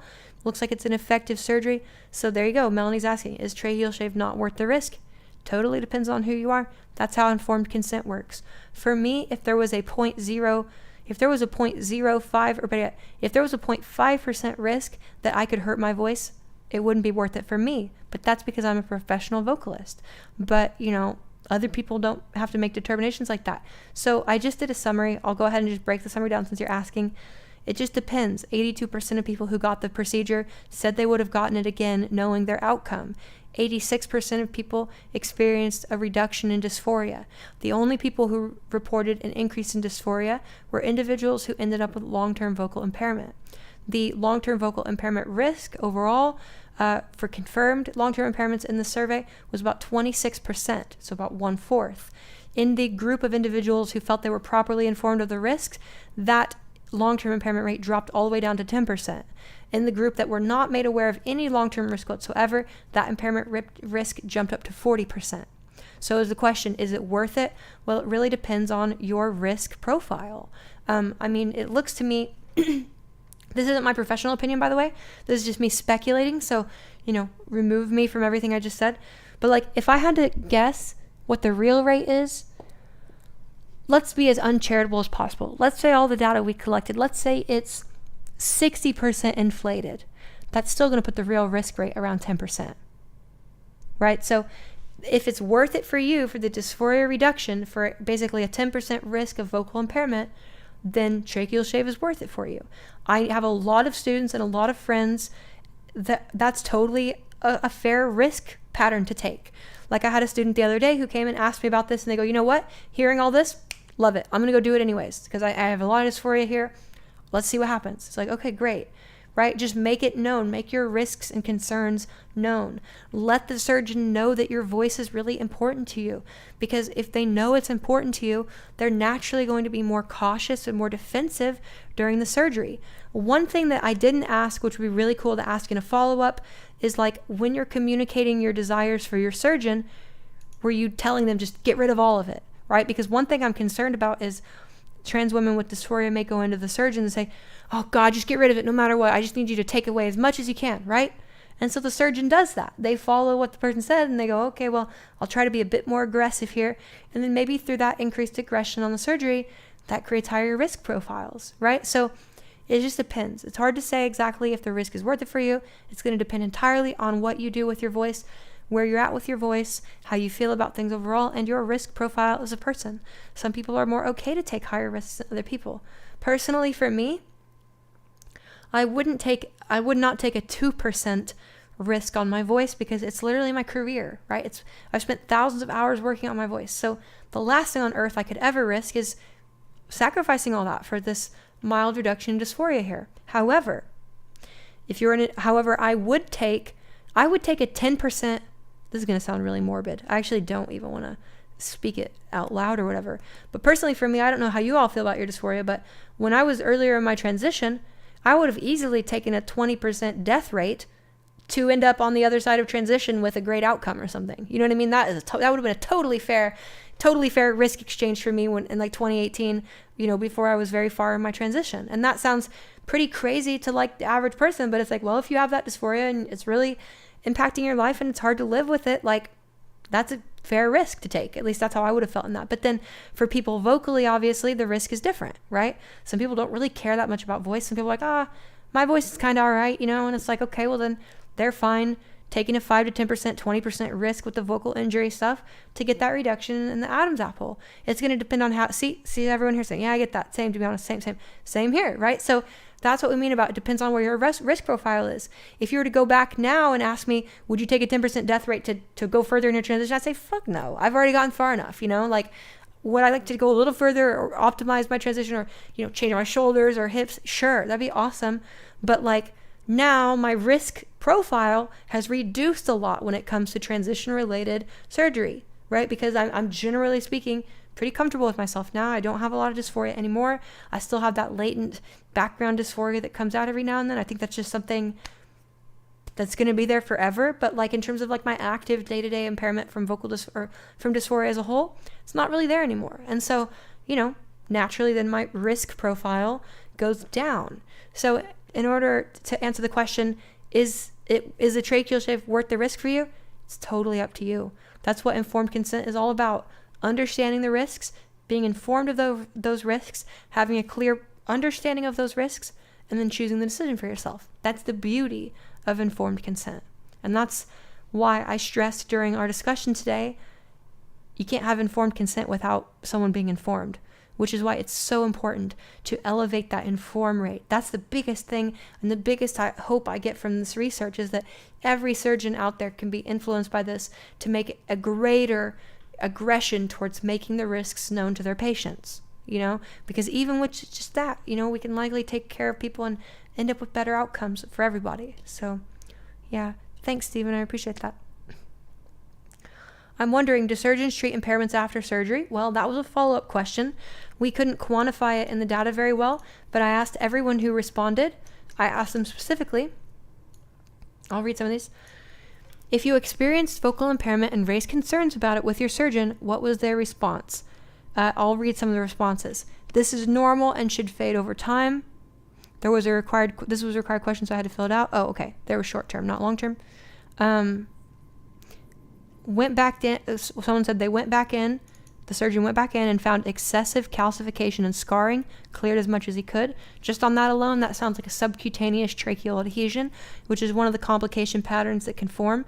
Basically, extra calcification, scarring can actually adhere itself or attach itself to the subcutaneous tissue, and then you can end up with this sort of locked larynx that kind of makes it harder to swallow. In fact, I would say most of the people who reported increased swallowing difficulty, I would almost wager that probably all those people were experiencing the subcutaneous tracheal. Probably not all. It was a bit confident statement, but a lot of them, just because a lot of the anterior commissured attachment complications, which are the people who end up with a lot of the vocal range loss, a lot of that stuff, it tends to be less of a physical thing and more like Their voice just doesn't do the thing they want it to do anymore, and they can't get it to do the thing. Someone else said their surgeon said their voice was fine. Someone said they did not contact their surgeon. I won't say a surgeon name here because I don't want to get sued, but someone said their doctor ignored correspondence. They did not discuss long-term complications with the surgeon. Did see an ENT a few months after and got a video stroboscopy, but they couldn't find anything later. 2 years later, I still have the same changes, especially to my falsetto. That to me, I'm not sure. They tried to do a video stroboscopy. That's kind of the issue with this. There doesn't seem to really be clear guidance on what the risks even are. That's what my first video was trying to do, was trying to hypothesize about potential risks that people might not know, but then also talk about the risks that are known, which in this case, sub-Q tracheal adhesion and anterior commissural detachment are both well-known possible complications. And I think there's some stuff out there that we still don't know about what could create complication here. Someone says, I seem to have less control over my pitch, but not drastic. Tone is slightly lower as well. Someone said they assured me it was temporary and would go away as I healed. Here's a different person that said they could not recall ever having these concerns raised by a patient anywhere. Sorry. So that was something that their doctor told them. They couldn't recall ever having these concerns raised before by any patient before. Which, once again, if you're a doctor and no one's telling you about these vocal impairment risks, and you go and read the literature, it's a 1%, 0% risk. You go and you do this procedure, for some reason people think vocal impairment means you literally can't talk anymore. I saw that, for example, while we're on this topic, I posted a community post on the YouTube channel. Hey, by the way, if you're just listening, click that like button. I see 134 people like this stream so far, but we have 97 people here. Just click that like button. Thank you very much. Okay, let's see that number go. And then, so for example, I did a community post on this the other day, and there were a lot of people who responded, thank you. I see you all liking it. Like it. I'm watching. Only click it once though. Okay. There were people who replied to my community post, and they had some concerns. They said, for example, someone said, thank you. I appreciate y'all. Okay. Someone said, for example,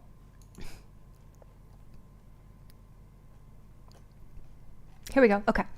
Oh, wait. No, these are the people I hadn't responded to. Let me go. Here we go. So someone said,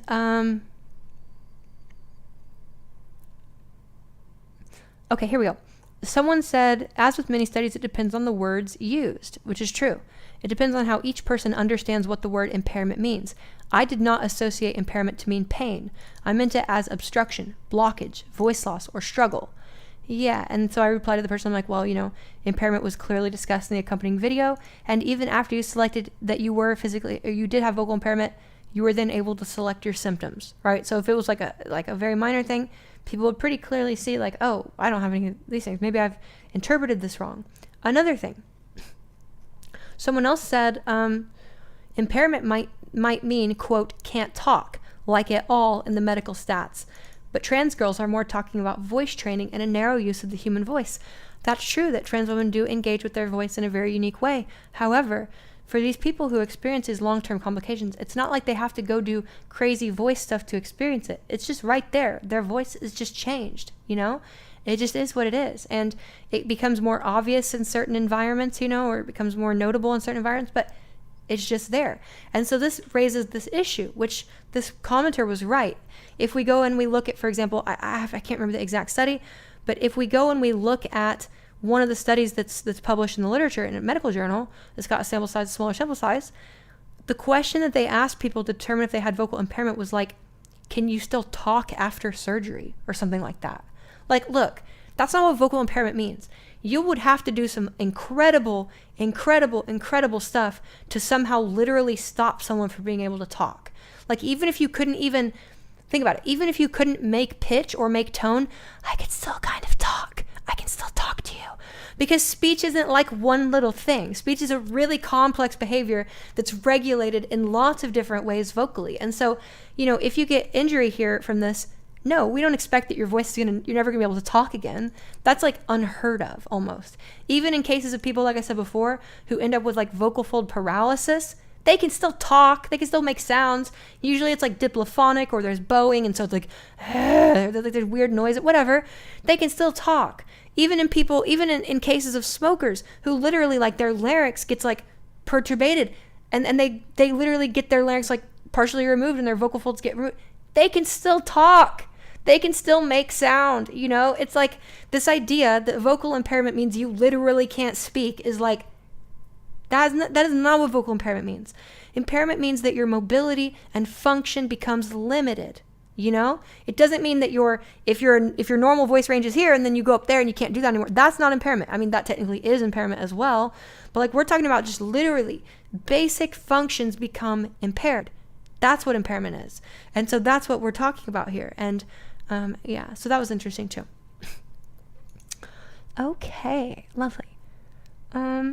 It's like asking, are you still able to see anything after eye surgery? Yeah, exactly, right? Like let's say like you have double vision, or like, you know, you can barely see, like, can you still see something? Yeah, okay, great. They don't have vision impairment, you know? It's like that. Exactly. Those studies are basically null because they're asking the wrong questions. Exactly. And you know what the funniest part about this is? It's not funny, actually. Their studies are also self-reported. They basically send a questionnaire guide back to the patients who already had their surgery, and they respond. So there's literally no difference than what we did, which is a self-reported survey. But it's just the only difference is one of them was being sent out by the surgeon's office and one of them was on YouTube. So obviously there's maybe a little more sampling bias through YouTube, but I would argue there's maybe even more sampling bias in the way that the questionnaires were asked by the surgeons initially. You know, I mean, it's ridiculous. So that's the only way that someone could get away with saying, you know, a 1% impairment rate. That just, like I said, you would basically have to get, at that point, you'd basically have to get everyone in the world who's ever been impaired to take my survey to get it to fall the way it did. You know, it's like, doesn't add up. Something's not right in the impairment ratio risk rates that we see. So that much to me is clear. I can say that with confidence. I can't say that the numbers we have are exactly numbers, but I can say with confidence something doesn't add up between what we can see in the general research versus what we got. Lovely, lovely, lovely. Okay, so I think that was a nice little breakdown of it. I'm super excited about what we found. I love it overall, really inspired by it, and I'm really looking forward to drafting together like a short little paper that has all these graphs, so you can go look at them on your own and distribute that information amongst the community as you wish. I will likely make the data set public as well, since that's the point, is a community, you know, TransVoiceLessons is a community process, peer-to-peer thing. And then also, but I'll obviously strip out any of that personal data so that no samples are exposed, and any data that could be related to them in terms of like individual, you know, follow-up questions, that'll all be removed. It'll just be the pure numbers. Will my voice change after tracheal shave alone? We certainly hope not. That's the goal. No. The goal is no. It should not change your voice whatsoever. If it does, it's a little concerning. Yeah, that's a good point. So your find directly contradicts, which at the very least merits follow-up investigation. Exactly. And not just that, but contradicts it in a really big way. Like I said before multiple times, even if the risk rate in my survey was elevated by over 500%, that is still going to be 5 times higher than what actually infinitely higher than what shows up in the published literature, right? If we just assumed that the published literature just goes with a default risk rate of 1, since all of it basically says 0, if we just assume a default risk rate of 1, even if we took our risk rate in this survey and it was 500% inflated, we're still over 5 times what the risk rate is in the actual literature. You see what I'm saying? There's literally no way to cut it, and there's no way to frame this in a way around sample bias. It's like, oh, this is meaningless data, right? Because even if there was insanely inflated sample data, it's like clear that something doesn't add up, and that's the real takeaway from this. The other thing too is the inform rate. The inform rate is just dismal. Because think about it. Even if a patient was made aware of the risks, but then they didn't remember it, or they walked away from the surgery not knowing it, that means you need to do a better job making those risks aware. You know, you can't just be like, oh, well, and you're aware there are some vocal complications. Yeah, no. Tell us about the risks. That's important. That's necessary for informed consent. So those are my main points there. This is really good work for the community since it's crucial. I know, it's so important. So important. Can I get voice feminization and a tracheal shave at the same time? Do you mean voice feminization surgery? Yeah, you can get those done at the same time. There's no reason not to. Great job. Thank you to Z and everyone else who participated to make the research happen. Agreed. Thanks to everyone who submitted data points. Thanks for everyone who helped me parse these correlations against each other, the team that we put together behind the scenes over the last month. Huge shout out to everyone that was involved in that project. It's a really, really cool thing to kind of be reaching the finish line with, because there's a lot of really, like someone said, it merits review. It merits follow-up investigation. It merits raising a discussion about this and trying to understand what's going on. Unrelated, but is singing in a fem voice possible after voice training? Of course. Yeah. Of course. I sing on my music in a feminine voice. There's people who don't even do feminine speech training who learn to sing in a feminine voice. You can go look at Nick Patera or Dimash, or, there's a lot of drag queens who do stage shows and they learn to sing in a voice that's very feminine. Yeah, it's not related to, it's related to voice feminization in the sense that they both involve similar affective modifications in the overall sound quality. But yeah, you can sing feminine. No reason not to. Like I said, I literally have music on this channel, me singing in a feminine voice. Some of it's older, but my newer music's on my music YouTube.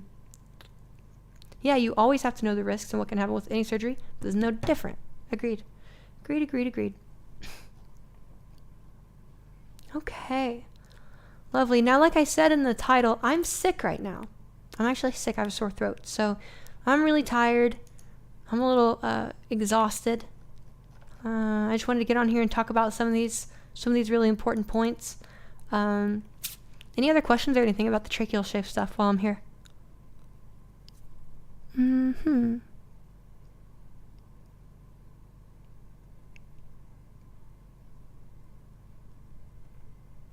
So yeah, if you ever do need a manager for these projects on volunteering, that'd be amazing. Just send me a message on Discord. My inboxes were all slammed for like years at this point, but I'm getting caught up on everything. I've been building teams to help work through things, which is now a new skill for me. So that's really helped. I've caught up on like 2 years of back customer service in the support inbox, and now I'm trying to go through the main inbox and catch up on old things. Also, I should advertise this. If you would like to support the work we're doing on this channel, including surveys like this, check us out on Patreon. I'm actually about to restructure and revitalize the whole Patreon infrastructure. It's been an amazing thing so far, but now that I have more executive capacity, and I'm building teams, we're actually going to improve the Patreon and the Discord a lot. So if you want to support the work we're doing on this channel, feel free to check us out on Patreon. Anything counts. $1 doesn't matter. I just appreciate it. And then also, if you are interested in group classes, we are doing a new series of group classes starting in 3 weeks. We're actually going to be revitalizing all the material, restructuring the class based on some things that we've learned over the last 6 months or so. So now's the best time to get in for group classes. That's available on the website as well. I'll go ahead and post that, and go ahead and post that in case anyone's interested in that. They're 12-week long courses. And I think this next one's going to be better than any of them ever, because we've just, we've got so much new insight that we're going to be utilizing. So there's the group stuff. And then let's see, no access to any of the recordings. And let me fix that for you right now while I'm here. I can just do that right now in the back end. Out of topic. Do you make music on iTunes? What do you mean? Do I have my music on iTunes? I make music in my brain, and then I play it on an instrument, or I produce it on my computer, or I produce it on analog equipment. But if you mean, do I distribute my music onto different platforms? I do not, actually. You can basically only access my music from Bandcamp or from my YouTube. I think there's maybe 1 or 2 pieces available on Spotify, but I don't really believe in the whole streaming thing. So that means they're not on iTunes. I'll eventually do that, but I just think it's like, that if you just buy an album from your favorite artist for $5, that basically takes care of like 50,000 streams, right? So it's like, at the very least, it just feels like support the artists that you really like. Yeah, I'm kind of against the whole streaming model as a whole. Like, I stream music on YouTube. I stream music, of course, and stuff, but it's just like, yeah, exactly. It gets like 300,000 listens on Spotify. Congrats. Here's 5 cents. Like, that's the thing on Bandcamp. Like, I just have all my music for free. It's pay what you want. You can just go download it if you want to download it. It's there for you for free if you want it. But if you do want to support, you can name your price. And I have the model set up like that. I've had it set up like that for many years. And I think the overall, like, you know, if people want to support the music, they can do that, and they can support it however they want. And in the end, it ends up being a lot better of a trade-off than just having your music on Spotify, which does pretty much nothing for you. So yeah. Let's see here. Do y'all want to hear a new piece I've been working on? It'll be in mono, but I think it's one of the best pieces I've ever made. I'm really excited about it. Do you make lute music? Yes, I do. I do play lute sometimes. That's actually an oud, which is a type of Arabic lute. You want to hear a new tune? Okay. Yeah, to me, Spotify... Okay, so that's a great question, Vantropics. To me, Spotify is much more about growth to get people interested. I'm not interested in my music growing. I'm not really interested in becoming there's this artist that everyone knows or something. I chased that dream for a long time in my life, and it did nothing for me until I gave up on it. And then now people find my music, and people appreciate my music, and people like my music and stuff. I'm not interested in playing the, like, you know, Rockstar game, or like, listen to me, I want the exposure thing. I'm so over that. At this point in time, I make music for myself, and I love music. It's my favorite thing in the whole universe. It's a spiritual process, just like someone who is very religious or very spiritual, but perhaps not bigoted. Perhaps someone who's very spiritual, their spiritual practice is a private process, right? They do it at home. It's a thing that's for them and for the universe, how they view it. And that's what music is for me. It's a spiritual process. So I really don't feel like a need to, like, distribute it. You know what I mean? And maybe someday I'll be like, oh, I really want to get back to this, and then I'll try to distribute it or whatever. But that's really not that interesting to me. I'm taken care of with my voice work, with my other stuff, and also my music. I mean, you know, I put out a jazz record at the end in December. That jazz record was my best-selling album ever, right? So it's not really like the streaming thing that doesn't really do much for me anyways. So that was cool. I mean, I just get to make stuff, and then my audience that follows me because they found my music and they like it, they get to support it if they want. It's free, so if they don't have the income to support it, or they don't feel like they can take that support, they're welcome to listen to it as much as they want and have it in their library. You know, I've been giving away my music for free since 2011. I've never once paywalled any music of mine, except for maybe a band I was involved with, but that was a whole team of people making the music. Got you, Anne. Yeah, if you request it again, I should be able to grant you permissions. I can take that and then grant it to the other ones. It was an awesome album. Thank you. I thought it turned out really well too. I've been working a lot with Aiden, the saxophone player that was on the album Circles of Indigo, Affinity. We've been working on, like, different microtonal jazz, sort of improvising, and they learned some new saxophone fingerings for microtonal saxophone. So we've kind of been experimenting with that. They keep expanding it. Now I'm going to play a tune that I've been working on. This is mono, unfortunately, since I don't have stereo sound on my stream, but it should still sound alright in mono. So just be aware. You're losing some of the stereo information, which makes it sound really dope. But this is a new tune I've been working on. I like it a lot. It's called Say Halia.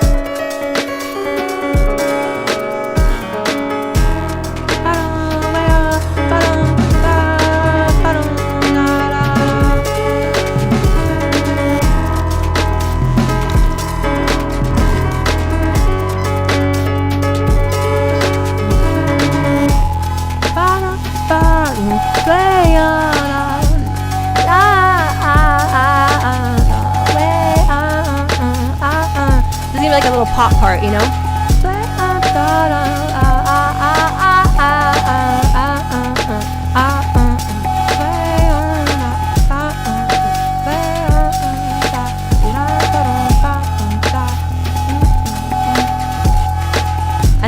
part a lot. It's pretty sick. Oh wait, yeah. Ooh, I forgot about this transition. I'm still working on this part. This is not the newest bounce. This part's a lot cooler now, but yeah.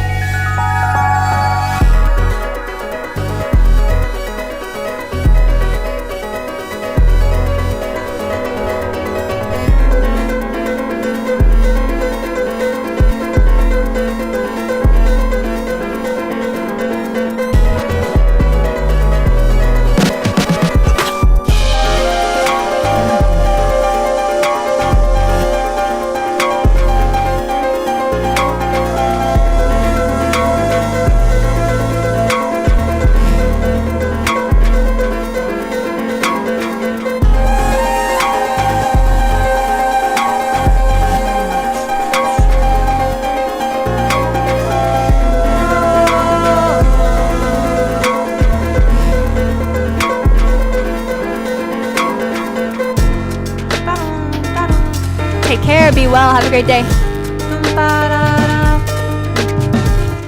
You ask, how do I formulate these names? Name is one of the most important things for me in music, period. It's one of the most important things. This is a nice little modulation here. Down. Ooh. This part's crazy.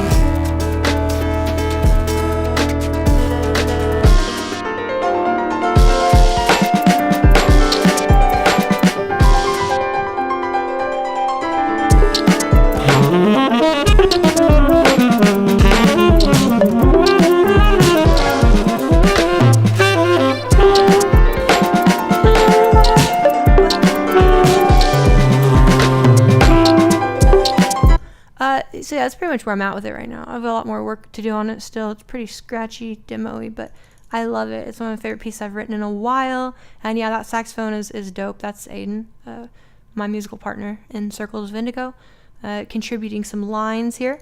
What genre is this broadly? B, I really have no idea. I don't know what you call it. I don't know. I've never genred my music.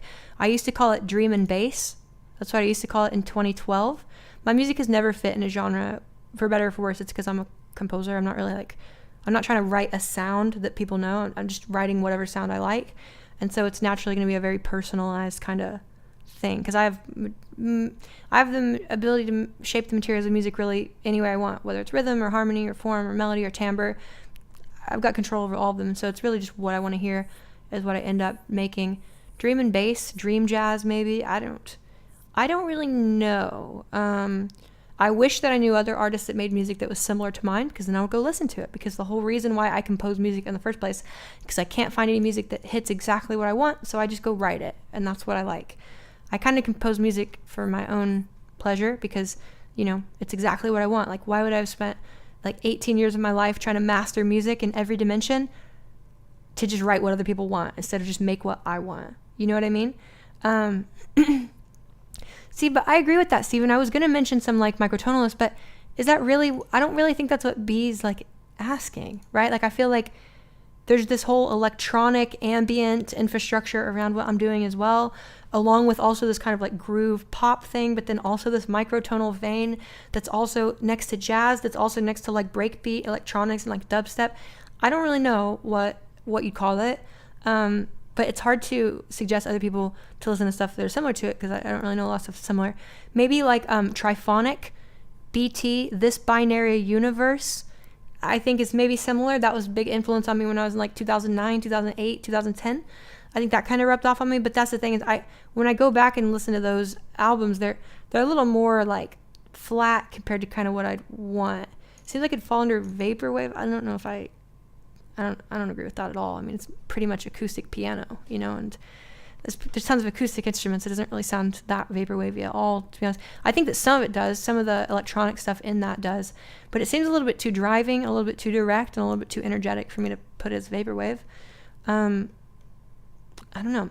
Dream and bass, yeah, that's kind of what, if you go listen to my first album, Dream Sura, that album is like the dream and bass like template. And then The rest of my album, the following 3 LPs that I did from that had a lot of dream and bass energy to them as well. That's what I used to rap on all my SoundClouds and like Bandcamps in like 2009, 2010. Dream and bass, basically, because back then I was mixing a lot of, it doesn't really flirt with the 80s nostalgia, 90s. In fact, quite the opposite. I'd say that it sounds more futuristic than it does retro looking. You know what I mean? I think that's also a challenge of putting it in, because I do grab some like vintage qualities, but it sounds kind of more modern each time, you know? So I don't really know. If I did know, I would have more artists to listen and collaborate with.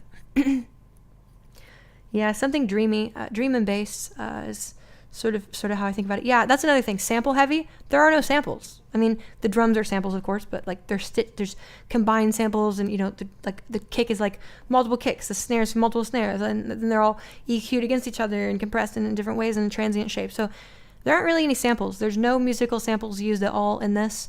It's just raw composition, you know? So yeah, I don't really think that that's too vapor wavy either in that regard. Well, I think that's also partly why it's hard to find things that are similar, because I compose every single note, you know, I compose every single aspect of it. And then like a lot of, like what I noticed, I got a Splice account recently. I've never used that before. I've been producing electronic music for like 15, 16 years, 17 years. And I got a Splice account, and I didn't realize that so many people are literally just reusing samples that are popular and famous. Like I listened to like the top like 20 sample, or the top like 50 samples on Splice. I'm like, I hear these in like all the top 100 records. I literally hear those exact samples being used, which really blew my mind, because I didn't realize that we had gotten to a state where it's like people just like I mean, there's nothing wrong with reusing the same samples. I think that's fine. And a lot of times, you know, you reuse a sample because you want to draw that reference, right? Like for example, an amen break, like by using the amen break, like you bring it back to a certain energy, you know? And so there's nothing wrong with reusing samples, but I think that I was really shocked to see how many producers are just like flipping samples, you know? Like they'll literally go and grab like, here, I'll give you an example. Let me place in Splice. There's this melody I found on Splice. Let me see if I can find it. Yeah, exactly. I've heard hit songs that were literally all from the same sample pack, except for the lead vocals. Literally. I completely agree with it. It's crazy. I was like, wait, this is like a top 100 song, and it's literally just they purchased the samples from someone on Splice, put it in a certain way, and then had someone else's vocals over it. Like, what? It's crazy. So I heard this. I was looking on Splice the other day, and I heard this electronic. Was it this one?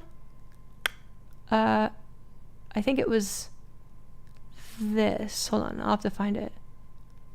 It was a house sample. Here we go. Synth. I think it would have been under. Let's see if I can find it. Let's see if I can find it.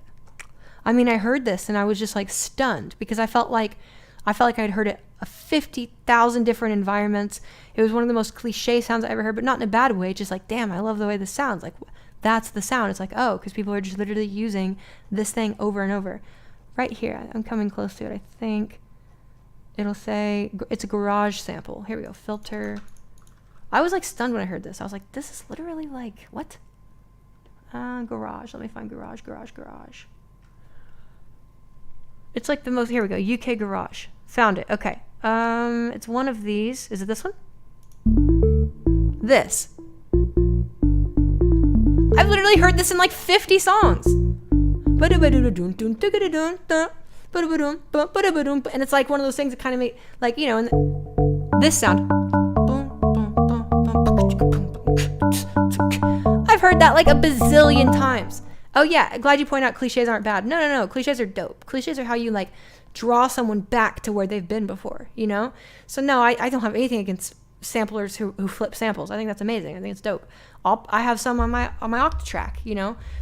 I've been playing with some of those samples on the Octatrack because they're so cliche and they're cool. And, you know, when I go and play in a club, I'm going to reach for some of those because I want people to feel like they're in the club. And these samples are now so associated with, like, we're in the club. This is, like, this vibe, you know?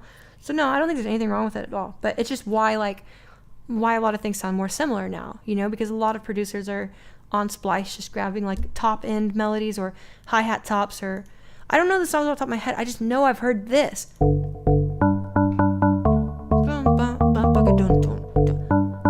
I've heard that like a dozen times. I don't know where. I've heard it all. I feel like I've even heard that in the club, you know? So it's very interesting. Yeah. Especially this one. Like, that's actually sick. I actually love that top end. or that bass, you know, so you know, there's nothing wrong with that. Yes, excellent. We like cliches.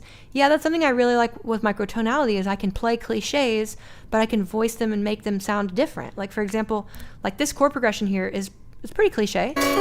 Or right here, hold on. This one.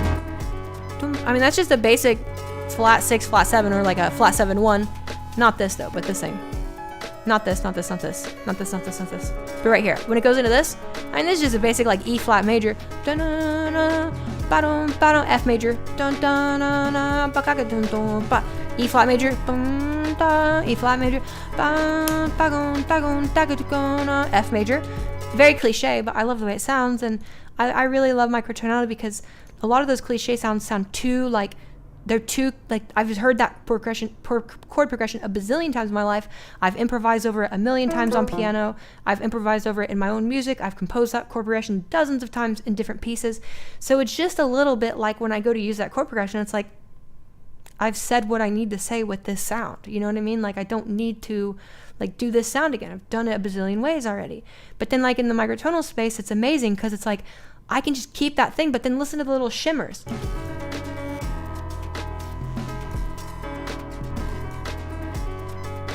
You just can add extra energy, extra quality. You can recontextualize these familiar qualities that people love, and you can recontextualize them in ways that make them sound cleaner, ways that make them sound dirtier, ways that make them sound more excited, less excited, you know. And that's really what microtonality is interesting for me. Microtonal shimmer, that's what I call it, a shimmer step. I refer a shimmer step specifically is a interval size between 39 cents to about 30 cents. Glimmer step is like glimmer step's like 18 cents to about 30 cents. I do call them shimmer steps. They're an important part of composition for me with JI and with equal temperament, right? That's why if you've ever noticed, Stephen, I tend to prefer tunings between 29 equal to 34 equal in terms of linear divisions of the octave. 34 equal gives you the very smallest shimmer step you can get before it starts to be too small, and 31 has the most perfect shimmer step that exists. And if you're at an average like C4 level and then you play that shimmer step, the frequency of the shimmer is the same as like the ideal target for human vibrato, which is anywhere between like 5 to like 6.5 hertz. So if you take a C4 on a piano and you play that 1/31 shimmer step next to it, it will literally shake at the same speed of ideal human vocal vibrato in the mid-range of the piano. So that's the unique part about the shimmer step for me, is it basically gives you vibrato without having vibrato, but it gives you this controlled oscillating shimmer, you know? And so then you can actually map where these kind of regions of the shimmers break down, or like, for example, 29 equal. 29 equal doesn't have a shimmer step for me. Those are corrosive steps to me. Once you get above like 41 cents or so, those steps end up hitting a certain size where when you voice them next to each other, they corrode each other. They dissolve. It's like acrid. It's like battery acid. There's a corrosion in the clarity of the texture. Whereas once you get below about 40 cents, you get into the shimmer step region, you can stack those on top of each other, and it doesn't really get dirtier or more acrid. It doesn't really change the function. It just adds this shimmering sort of tremolo effect almost, you know, this sort of oscillatory quality. And then below that, when you get into the glimmer steps, they almost sound like you play a note that has the wrong tuning, you know? It sounds like the timbre of the note is more impact. It doesn't really sound like a distinctly different note all the time. It can in some voicings, but it tends to sound more like you've like created like turbulence at a certain interval space. And then below that, these steps to me are like where you start to exit the step region altogether, and you start to enter, now these are different timbres of unison, and those are all about timbre bent individual single notes. So yeah, no, very much, Stephen, the microtonal shimmer is a term for me. You want to hear them? I can play them for you, no worries. Let me get that set up for you. I can just do that right now. Let's see.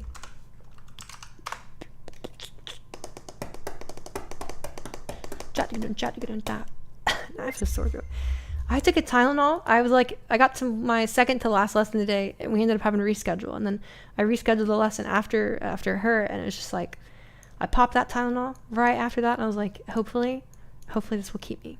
This will keep me alive today. So I think it's kind of starting to wear off. I'm starting to feel a little sicker. Okay, so I'll go ahead and play some of these sounds for you all. So here is like a really good shimmer step. let me grab this. I'll grab a Rhodes so the timbre's kind of clean. Okay. So if that's like a C4, oof, hold on. Okay. So if that's like a C4 right there, a shimmer step, wait, you probably can't hear that. Let me fix that really fast. Okay, you could hear that, right? Yeah, that was audible? Yeah, that sound? Yeah, okay. So here is a shimmer step, 1/32 above, so, or below.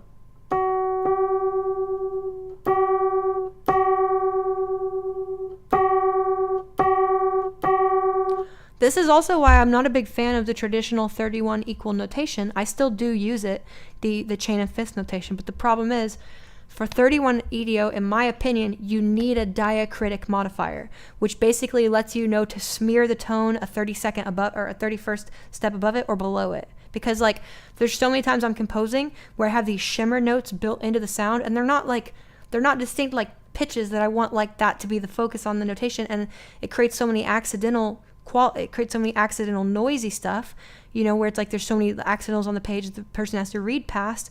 So I've, been using, and I'm a big proponent of utilizing diacritics in these microtonal tunings that allow us, for example, like if I were to write just a normal F major 7,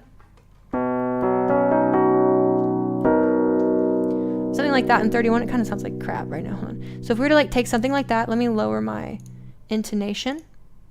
Yeah, the shimmers are so ugly on the page, and it's one of the reasons why barely anyone ever has used them until now or whatever, because they're ugly on the page, and people are like so focused on what they're seeing on the page, instead of what they're hearing all the time. So if we just open the ears, though, it's very clear that these shimmer tones are like a really essential part of, in my opinion, how to interact with 31 as a whole. Because then, like, for example,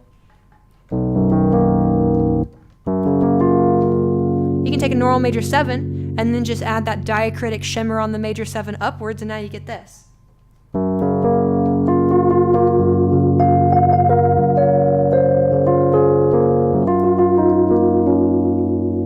It's like an ornament, it's not some crazy thing that deserves having its own, like, oh, that's your B natural, that's your B semi-sharp, or C sesquiflat. It doesn't make any sense to call that like a C sesquiflat in that context, because you're still in C. Your tonal considerations and where everything's at are still there in C. So has one notated as a BRAP? Yeah, exactly. That's magical. I agree. That's what everyone hears when they hear 31. Like when people listen to my 31 piece, like, oh my God, this like sounds like so. It's that. I use a lot of them. I use I use other techniques as well, but like there's nothing, I love nothing more than those tones. If when music history looks back on my contribution to microtonality, they're going to mention my shimmers in 31, period. They already are, and I'm still living. So, they're so fundamental to me in 31. They're not these little things, they're like they're like the reason why I use 31. I would not use 31 if the shimmer didn't sound like that, because it just sounds amazing. Like, for example, one of the scales that I recently created is double Lydian. Basically, it's where you take a normal Lydian scale, but then on the octave, you just go down a flat octave. So it ends up being like this.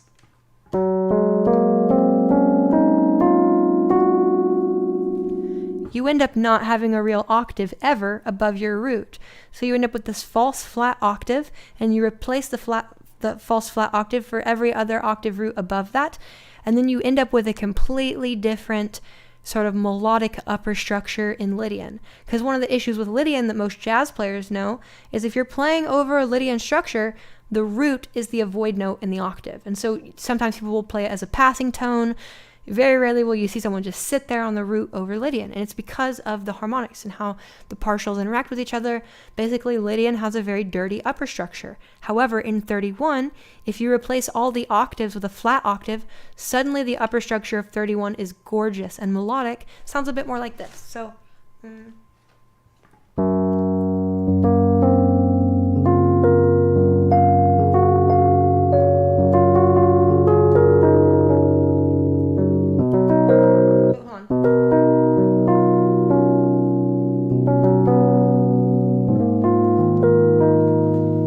don't have the same avoid note, it's kind of weird to do in this. Let me raise, I'm a little low on this keyboard. I like to play I usually put my A equals 330 hertz usually on Lumitone. So right now I'm like a fifth lower than what I normally am. It's changing my voicings a lot. Okay, so here's how I normally tune it. So for example, like you can hear this Lydian upper structure gets fixed by the flat octave. Here's the Lydian upper structure without the flat octave. You can hear how it's a bit crunchier and a bit rougher.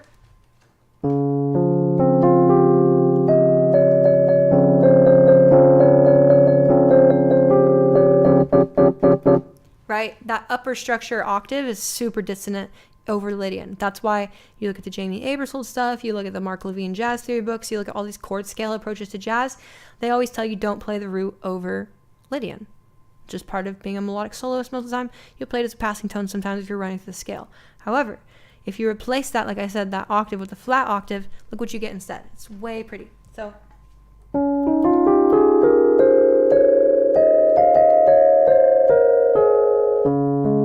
then instead of, you get this.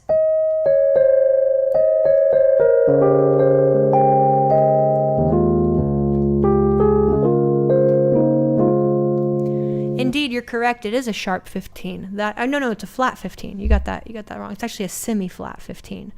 It's not a sharp 15. It's below by one.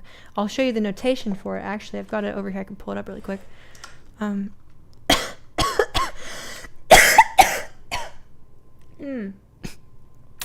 Yeah, that was gross. Ooh, I feel like there's like mucus in my lungs right now. I can't get it out. I could taste the sickness. You know what I mean? You know how sometimes mucus, like phlegm, has that nasty like taste to it that's just like this taste of sickness. Yeah, I just tasted a bunch of that. Okay, let's see. Photoshop. I'll go ahead and show you. God, I hate being sick. It's so stupid. You could play a sharp. Well, no. Unfortunately, Benjamin, I agree. You can play the sharp 15 over Lydian in 12 equal, but the problem is you're still going to get a dissonant upper structure. You're still going to get this clash from the lower structure. I do love Lydian sharp 15 in 12. It's something I've used a lot. I've talked about a lot. It's a big theoretical point that I've brought up in different parts of my life for different people. But it still is crunchy. There's still no smoothness to it, right? Lydian 15. You can take the Lydian sharp 15 and voice it so the sharp 15 is in the inner voicing. So you can take a voicing like, for example, C, low C, C, G, and then so C to G, and then you could say E, B, C sharp, right? And that will give you this like hidden inner sharp 15, which is basically creating the Dorian sound over your third, but now displaced down a major third on Lydian. So, you know, that's a pretty consonant voicing for Lydian sharp 15 relative to what is possible in 12 equal, but it still doesn't really fix the upper structure, you know, which is a bit disappointing. So if I go ahead here and I share this, yeah, you're right. I know, ventriloquists, I need to go off here. I need to eat food soon and take care of my body and rest. So I'll do that. I'll just talk about this one last thing before I go, since I brought it up. But yeah, that's the shimmer. I'll go ahead and play the other little steps too. But first, let me grab this here, put this down there. Oh, let's see. Yeah, I feel like I'm getting progressively sicker now that my Tylenol's wearing off. I feel like my fever's kind of coming back. Okay, so I call this, so here's some of what we were just talking about. The correction of the upper structure in Lydian. If I just toggle this back. There we go. So here is some stuff I was writing, just kind of notating some of these observations. Yeah, email support at TransVoiceLessons.com, Anna, and we'll get you. We can process you now. Okay, so let's see here. We'll process you next Monday, by the way. That's when I've been having my support inbox meetings where we take care of everything at once. So next Monday you'll get a reply back if you send it out now. Okay, so yeah, here's that solution to the Lydian upper structure thing, right? Where you end up with the semi-flat 15, and that corrects the upper structure quite a lot, which gives you these really nice like melodic lines, like I'll play the second bar kind of thing, where you get this sort of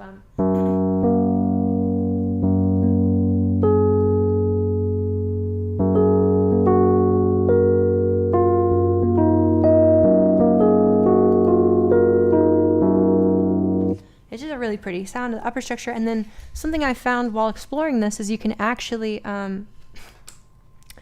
here, let me grab a new New layer. Okay.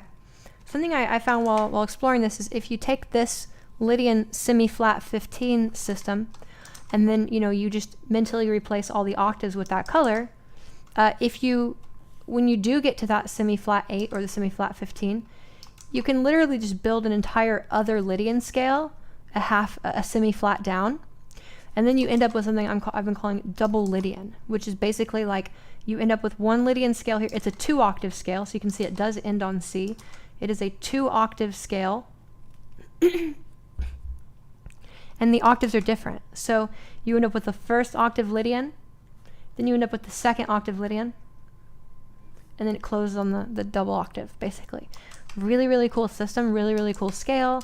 It ends up sounding a little bit like something like this. I'll play it first linearly, and then I'll do some different chords and combinations with it. So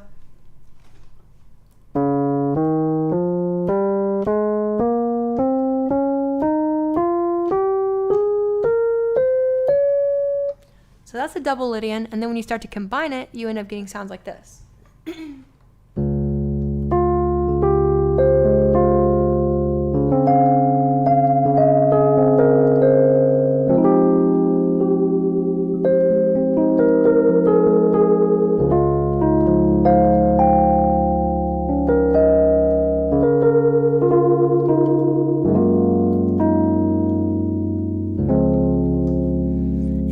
Nice scale.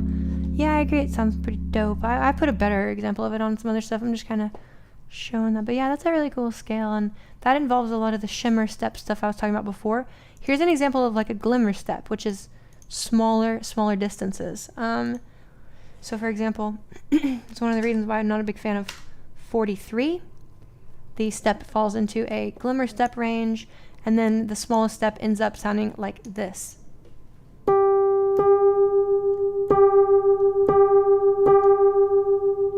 Those are kind of cool, but you can hear it doesn't really have the same melodic character, in my opinion, as the other one does, you know?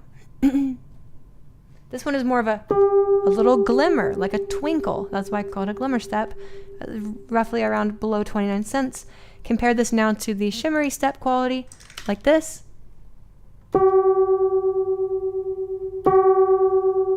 That one resonates longer. That one has a lot more oscillation. It's a different speed, a different rate across the sound. And then also, here is the acrid step, which is basically the larger, slightly larger.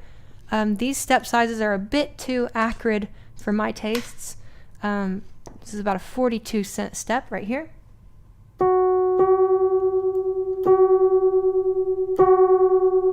See how it corrodes the texture? It doesn't really melt into itself or have that like settling in on itself process, and that's that corrosive level above like 41 cents, where it starts to kind of eat away at itself and reduces resonance, or reduces the sustain of the sound. Whereas like the shimmer step doesn't really have that big of an impact on the sustain. The glimmer step does. The acrid step absolutely does, and that's also why I'm not a big fan of quarter tones, because I've been playing in 24 lately. 24 is kind of cool, but for example. Quarter tones are just too abrasive. Like if you mash them together, too fast, too violent, too aggressive, too much beat, too much, push off itself. So around the quarter tone region, you end up with these very blocky near semitone chunks, right? A little lower than that, you get these acrid steps that kind of mix together but have this bite to them.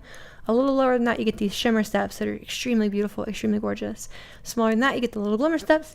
And then smaller than that, you start to get into basically shifts of the timbre of a single note quality. So, yeah, that's kind of some stuff I enjoy. Anyways, I'm gonna hop off here. Like I said, I'm sick. I streamed way longer than I anticipated to. I honestly feel like crap right now. So I'm gonna go lay down, drink some water, eat some food, and try to take care of myself. All right, it's been a pleasure as always. Don't forget to hit that like button. I know so comparatively little about music theory. It seems so cool. I never really thought, well, just remember it's all about sound, You just listen to it. Same with voice theory, by the way. I don't know, like the point of like learning different concepts in voice is not so that you can know different concepts in voice. The point of learning different concepts in voice is so that you can learn to hear, because your ability to do something new or different with your voice is essentially entirely dependent on your ability to perceive your voice doing something. So, theory in voice is actually more like ear training, not really like theory. Okay, bye everyone. Take care. Have a beautiful rest of your day. Take care. Cheers. Bye bye bye bye bye.